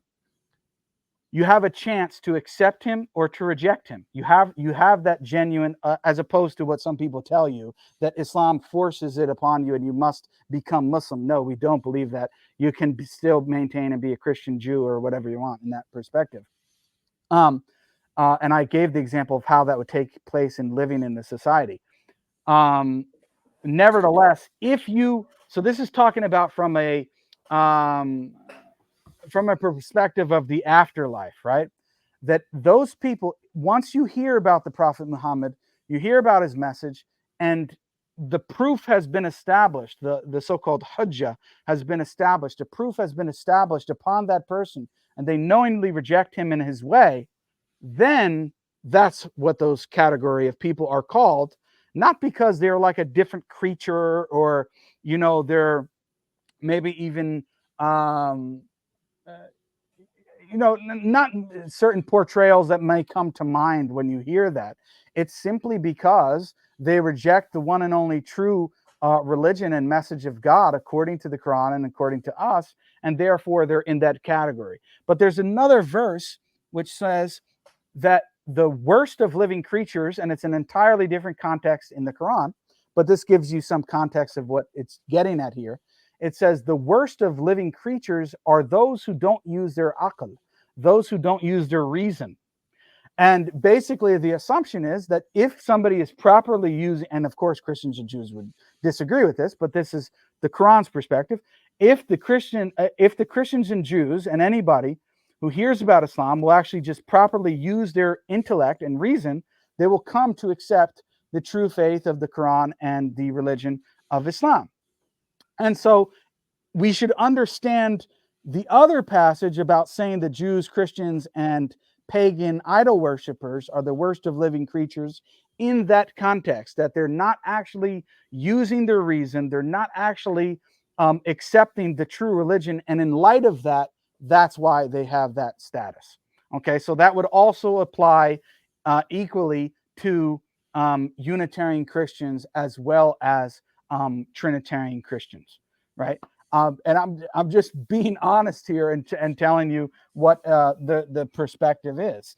Just as I think that many Unitarian Christians would say, by the way, Jake, yeah, we agree with you on from a historical perspective on some things, of course, we don't, but on many things on what the earlier followers of Jesus were not actually following this Trinitarianism stuff and worshiping him as God and all this.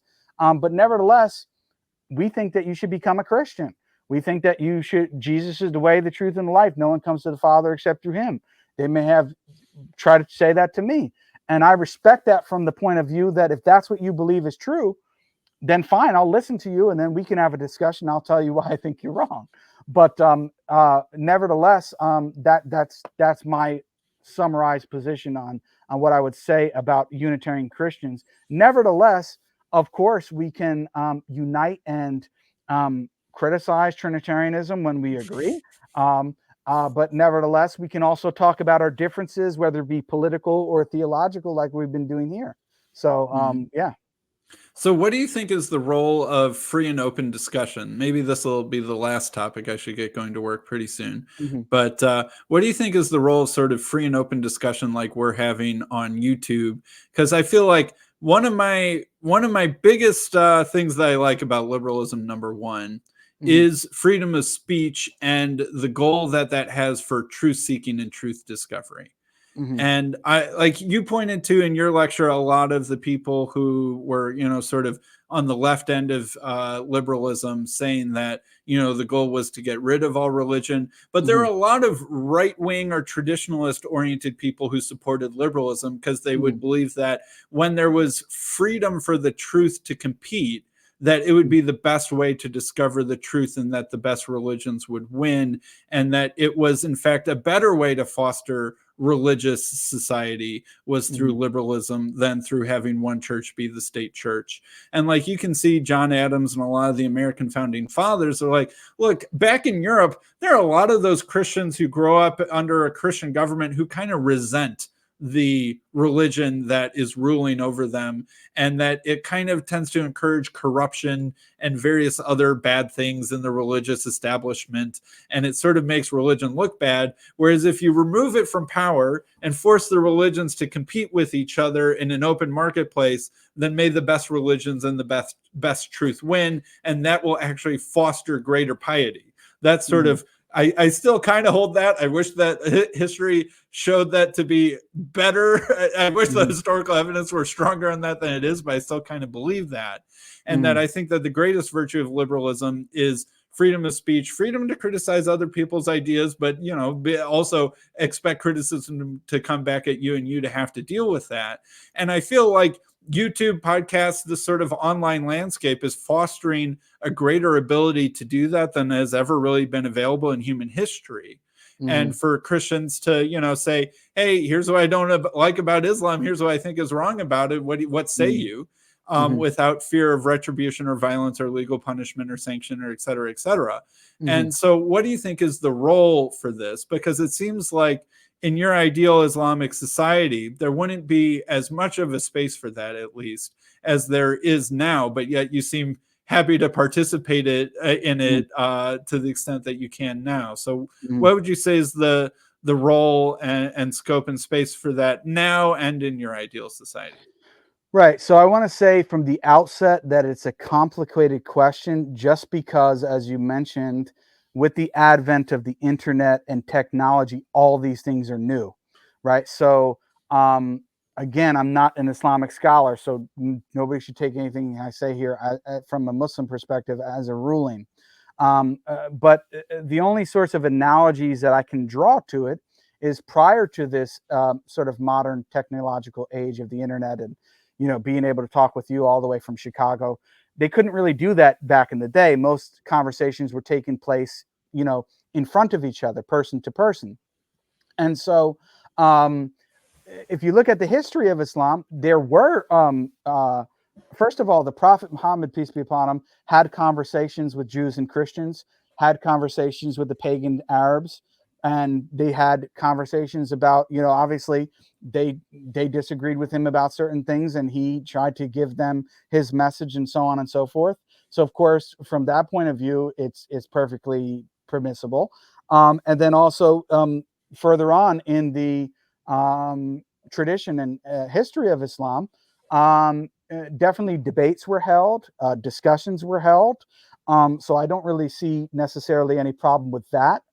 But I think there would be, even on the debates and discussions, there would definitely be stricter parameters and pretty much, just allowing anything to be said or talked about. Now, exactly on the finer details of those things, that's really for the scholars to discuss. I'm not really in any position to really say about that. So I'm not. I don't think it would completely be banned. Like Jake and Sam wouldn't be able to have a conversation like this. I don't think that would be the case. In fact, um, maybe I would be a good idea to send some people this conversation and see what they think about it, Muslim scholars. But this conversation, I think, would be appropriate. I don't really see much of a problem with it. Now, there may be certain conversations that you would accept or that are acceptable, let's say in the current atmosphere. Yeah, That I'll just say I'm not going too hard after Islam in this conversation yet. Right. But we are talking about things. I mean, I am speaking to a Christian. I am letting him say what his views are, his personal views to a certain extent. We are talking about differences, but I'm not saying I'm being respectful, I think, and I think so are you. I'm not saying, well, I think Sam is an idiot and he's following this religion and here, I'm not talking negatively. I'm not blaspheming the Holy Spirit. I'm not. I would hope not, anyway. But and also you're not doing it in the reverse. So there would be certain parameters. There are certain people who I don't want to mention their names that I don't imagine there would be open freedom for them to start speaking and have debates and discussions with them, right? So now getting into the details and the nitty-gritties and spelling that out here, I don't think I'm able to do that. I think it would be I think that would need a lot more time, but it wouldn't be an all or nothing. I think it would be allowed to a certain extent, but stricter parameters, and exactly setting out what those are in this modern age would have to be done by modern scholars, because this is a totally new issue that has not been experienced before. But definitely those debates, those conversations, those discussions, they happened in Islamic societies.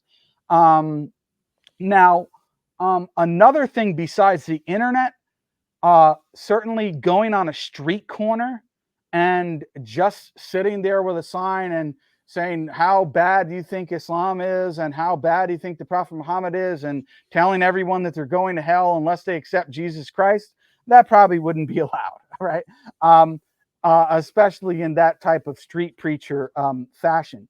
But I think more organized, sort of academic discussions um, in this type of setting, I think would be allowed under certain parameters.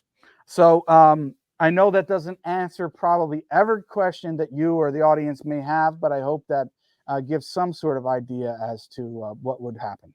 Sure, thanks. Any closing thoughts before we wrap this up? I'll give you the last chance.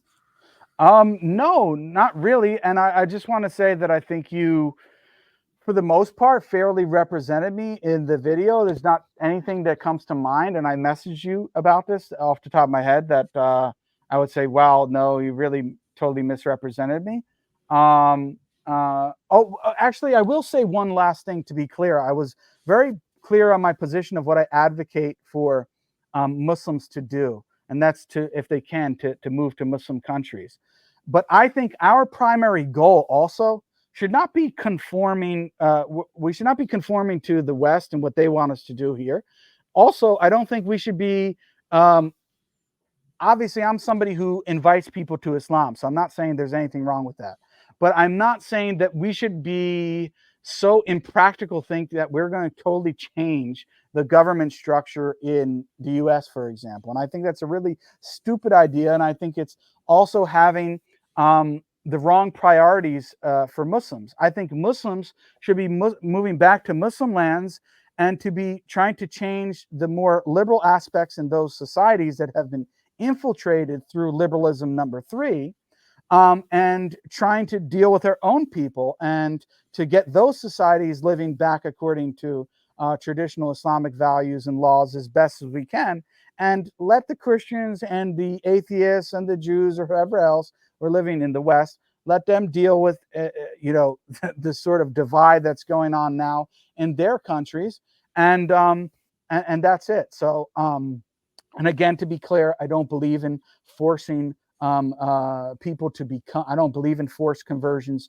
Islam doesn't believe or teach forced conversions. It allows for minority groups to live in Islamic societies and to even have their own courts and judicial systems, and have certain general parameters that if they're being a citizen of that state or nation or society, that they are agreeing to uphold as long as they live there. And we went over a couple different examples. So I just want to say that in closing, so that, because I know many times people think and argue even that, oh yeah, Islam is about, either you accept Islam by the sword or that's it, you're out of here. This is not what traditional Islam teaches. And trust me, if I actually believe that, I would tell you. There are many things that I said that may even be alarming to people in the West or that they disagree with.